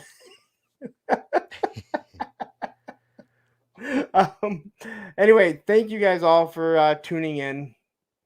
Ted, thank you so much. Thank you for having me. I think a lot of people have got a lot out of it, and it's something different than what I've had on the show before. So thank you guys all. You guys will all see me again on Monday. Check out Hella Dope Toys for sure. Go order something because it's fun to get new toys and it helps support good people. All right, I'm out of here. See you guys all on Monday.